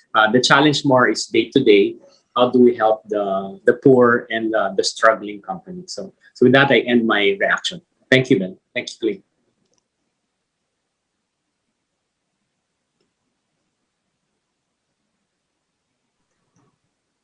Thank you, Mr. Francisco. I hope that you have time to answer a few questions, and let me start things going. First question to Secretary Camacho. You mentioned RCEP and ASEAN in the beginning of your presentation, and I have questions relating to those. First, with RCEP, the United States is now under new leadership under President Biden, and there's been talk about reversing many of the policies of his predecessor, including the initiative to join the TPP. There's some speculation that too may be rolled back and that the U.S. may initiate it. Do you think, though, that if that is done, that that is something the Philippines should consider, given the recent development with RCEP? Or maybe should we convince the United States to join RCEP instead? That's the first question. The second question with ASEAN is that yes, I think the Philippines is lucky to be in this region, which is very dynamic. But the share of the Philippines in the growth of ASEAN has actually been quite small. The bigger beneficiaries are, of course, Singapore, Indonesia, Thailand, Malaysia. But what policy changes would you like to see in the Philippines so that maybe we can start enjoying a bigger share of ASEAN's progress? Yes. Okay. Thank you very much, Clink, on those two questions. Now, first on the RCEP and the role of US. Yes, I believe that with the new administration, the US, hopefully multilateralism will go back into their foreign policy. I hope that President Biden will bring the US back into TPP, to the Paris Club, climate agreement, to the WHO and many other international organizations that they have left during the Trump administration.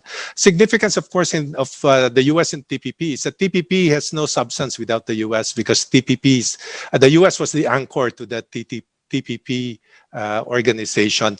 I don't think there's any chance that the US will join RCEP because of the dominant role of China. I think one of the other things I failed to mention, when we look at the future, we cannot escape from the fact that there will be continuing tension between the China and the US on many levels, trade being one of them, right? Those are the two competing global leaders, right? And they're very uneasy with each other. I think, thankfully, President Biden has a more, shall we say, sober rhetoric vis-a-vis China, unlike the previous president, which was very antagonistic, very hostile, and therefore, nothing works, right? Everything breaks down. At least with President Biden, you expect that there will be dialogue between the two global powers, because we need peace in trade, we need peace in security, we need peace in geopolitics. The world cannot afford, the Philippines cannot afford, ASEAN cannot afford a very hostile US-China relationship.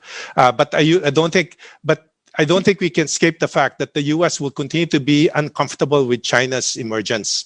And that's a bipartisan position in the US. That's not a Republican position, that's an American position. So I would expect that the US will continue to be very competitive with China, and with China's role in RCEP, I just don't see it. No? So whether the Philippines should join TPP, you know, for an economy like the Philippines, there's no harm in being part of every neighborhood game that's going on. Whether it's ASEAN, it's RCEP, it's TPP. We can only benefit from, you know, improved trading agreements or most favored nation treatments from as many economies that we trade with, right? So, and many of the TPP members are already members of ASEAN. Many of them are already members of RCEP. So again, these are just duplicities, but they cannot hurt. What you don't want is being not part of a playground, no? So if TPP has a playground, you know, that includes countries that are not within the associations that they're already part of, then I think it will be a miss for the Philippines. With regards to your question on ASEAN, what is the Philippines missing on ASEAN? I think we've benefited, you know, to some extent, but you know, I think going back to Secretary Dominguez's comment about the re-emergence of manufacturing, I think manufacturing in the Philippines should recover. We are already seeing that the contribution of manufacturing in our GDP has been increasing. Our relative labor cost compared to China, which has been the factory of the world for the last 2 decades, is now in our favor. We should try to do what Vietnam has been able to do, get their act together. I mean, when they do industrial parks, they, you know, I mean, just imagine how many operators from China have relocated to Vietnam, how many missed opportunities we've had. You know, we've got industrial parks in Clark, in Subic, you know, we have economic zones up north, you know, very close to China, and yet we have not been able to attract what we should have been attracting, like some of the ASEAN member countries. We should also be pushing ASEAN to realize some of the other visions that we have put in place in the ASEAN Economic Community, which was supposed to have been completed in 2015.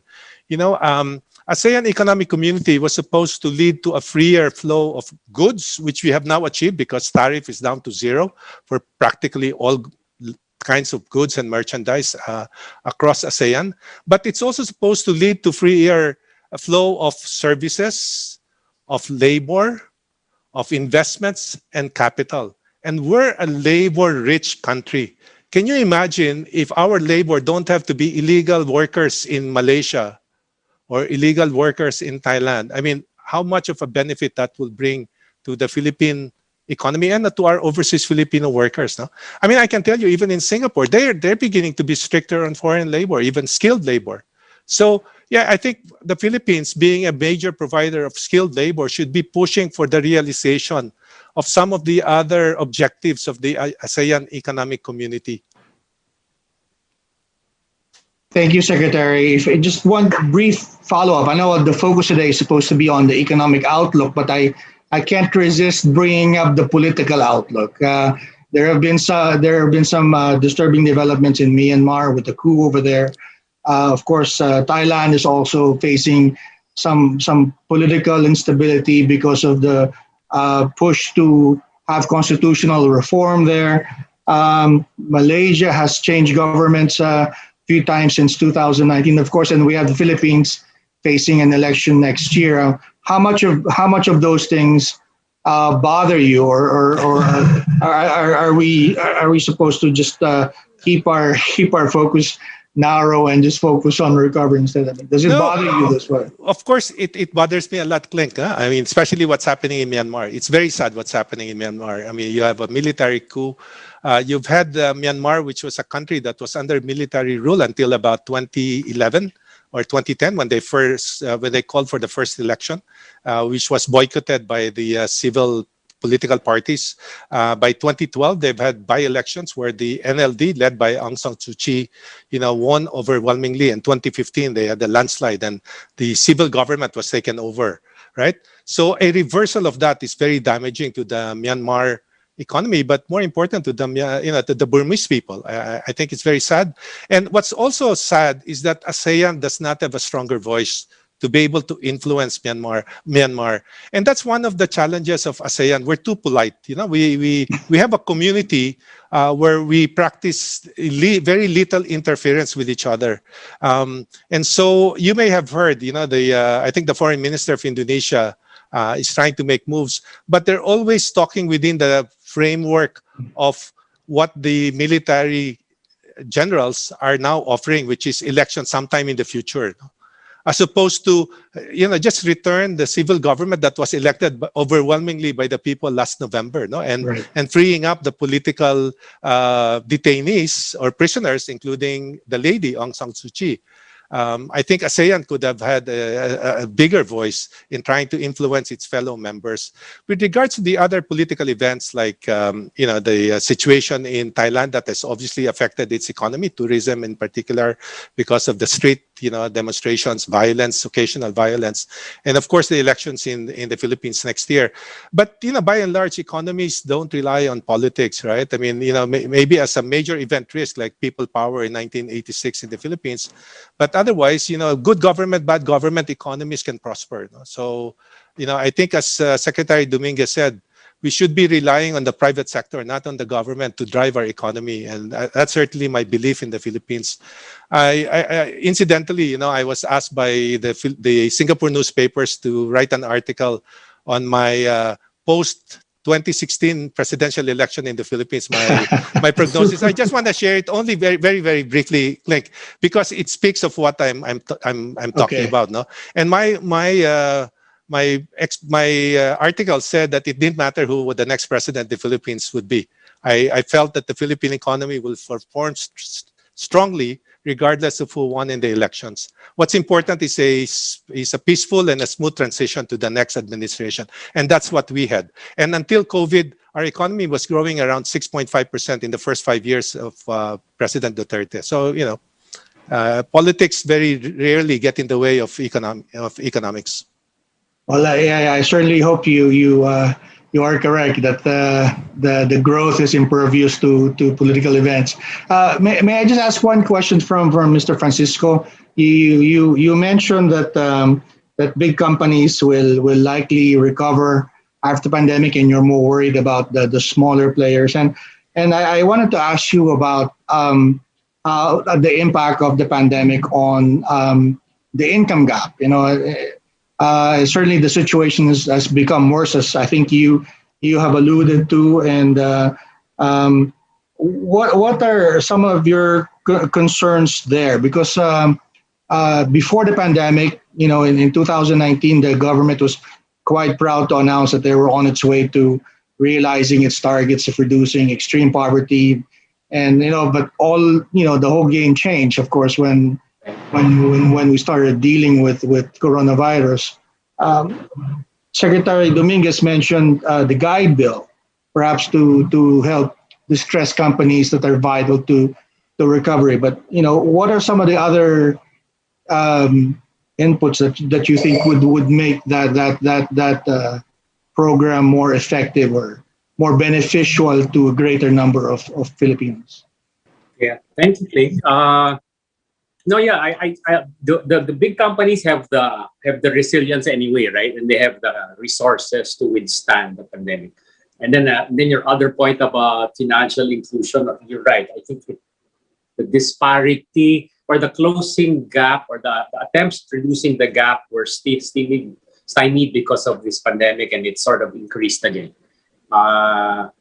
What we're seeing is because of this, even our own experience, some of the borrowers are borrowing because of livelihood, right, to survive. But the big companies are borrowing not because there's capex, because there are no capex requirements and demand is low, but it's more refinancing, taking advantage of the low rate.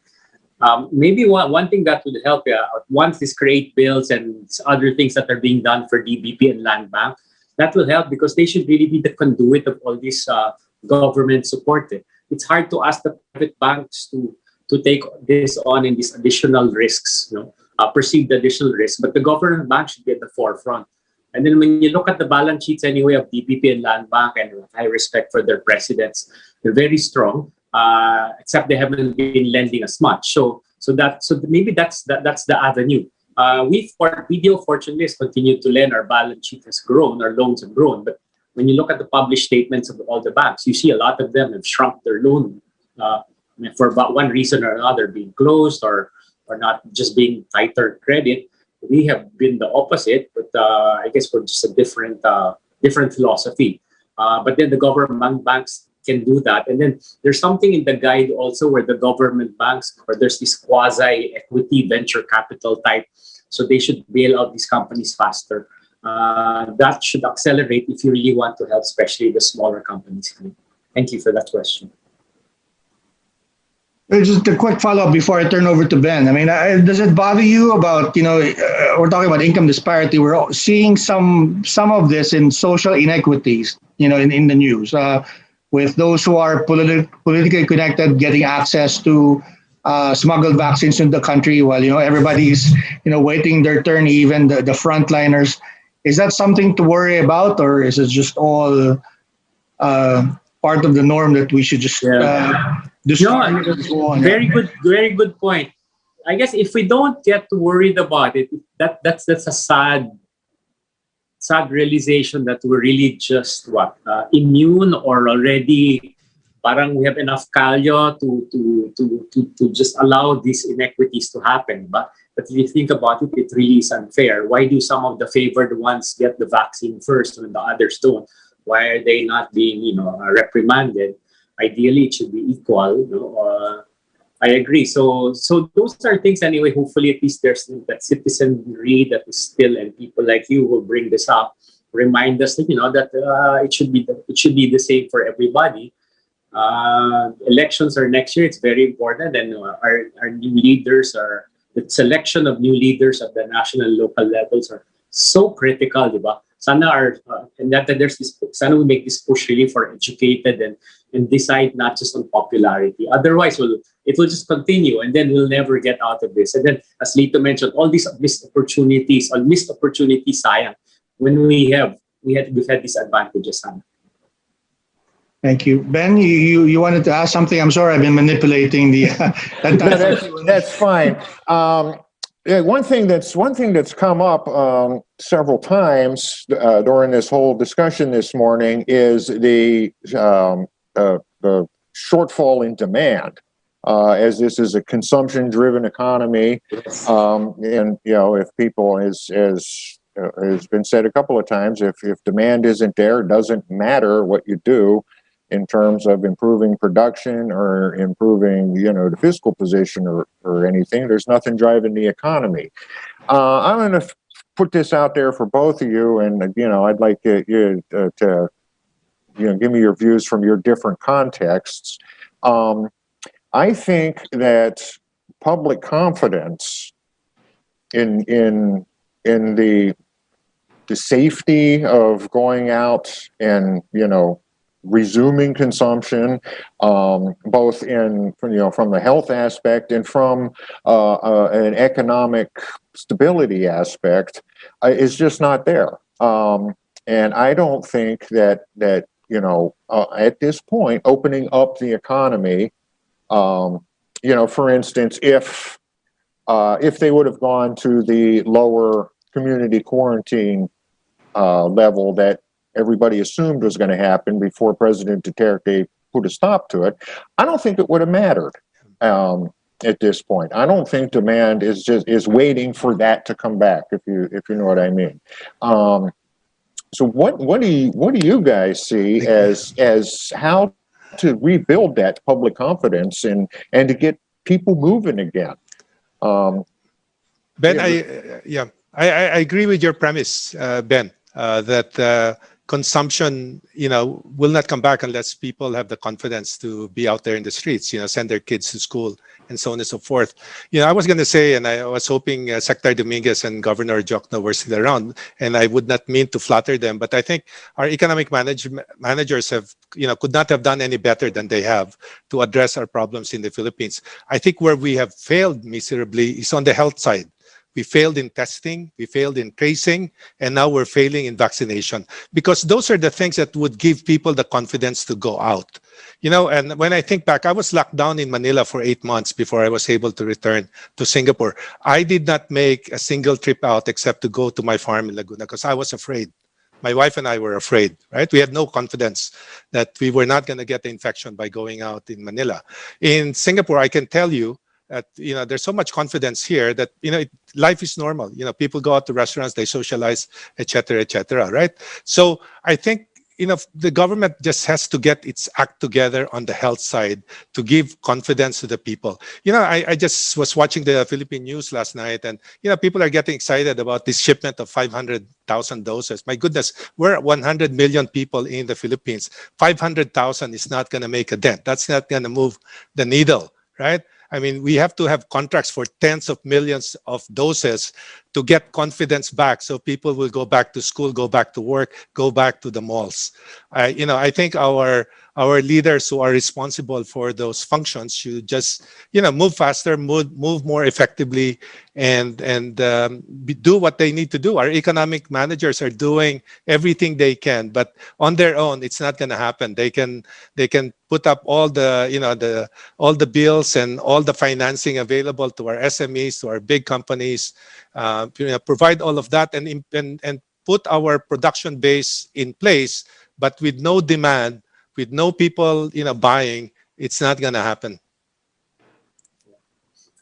Ben, I agree with Lito on many points. I just a little more optimistic, I guess, especially on the part about if they made it, let's say, more relaxed rules or MGCQ. I think more people will go out and spend, even with symbolic numbers of vaccine. Because I'm the reverse naman. I never stopped working since March. I've always been in the office. So I see people out in the malls. It's like normal, except that everybody's Filipinos follow rules. They wear face masks and their shields, but they're out. I see more people in the restaurants in BGC and Makati, which is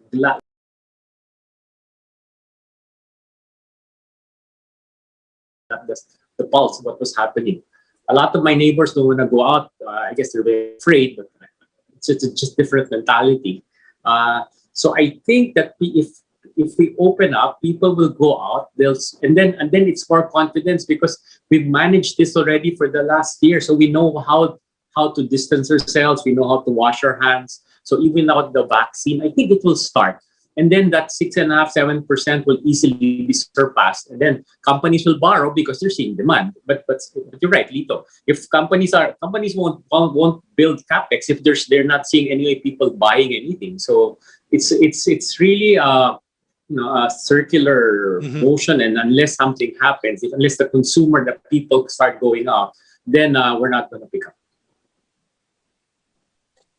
Okay, well, I think that is about all the time we have for this morning. I'm sure this could go on for hours, and I hope both of you gentlemen don't mind if I may follow up with you a little bit later on or next week on a couple of things. We've had interesting conversations. I'd like to thank Mr. Lito Camacho and Mr. Ed Francisco for taking the time out to join us today. Klink, you want to wrap us up?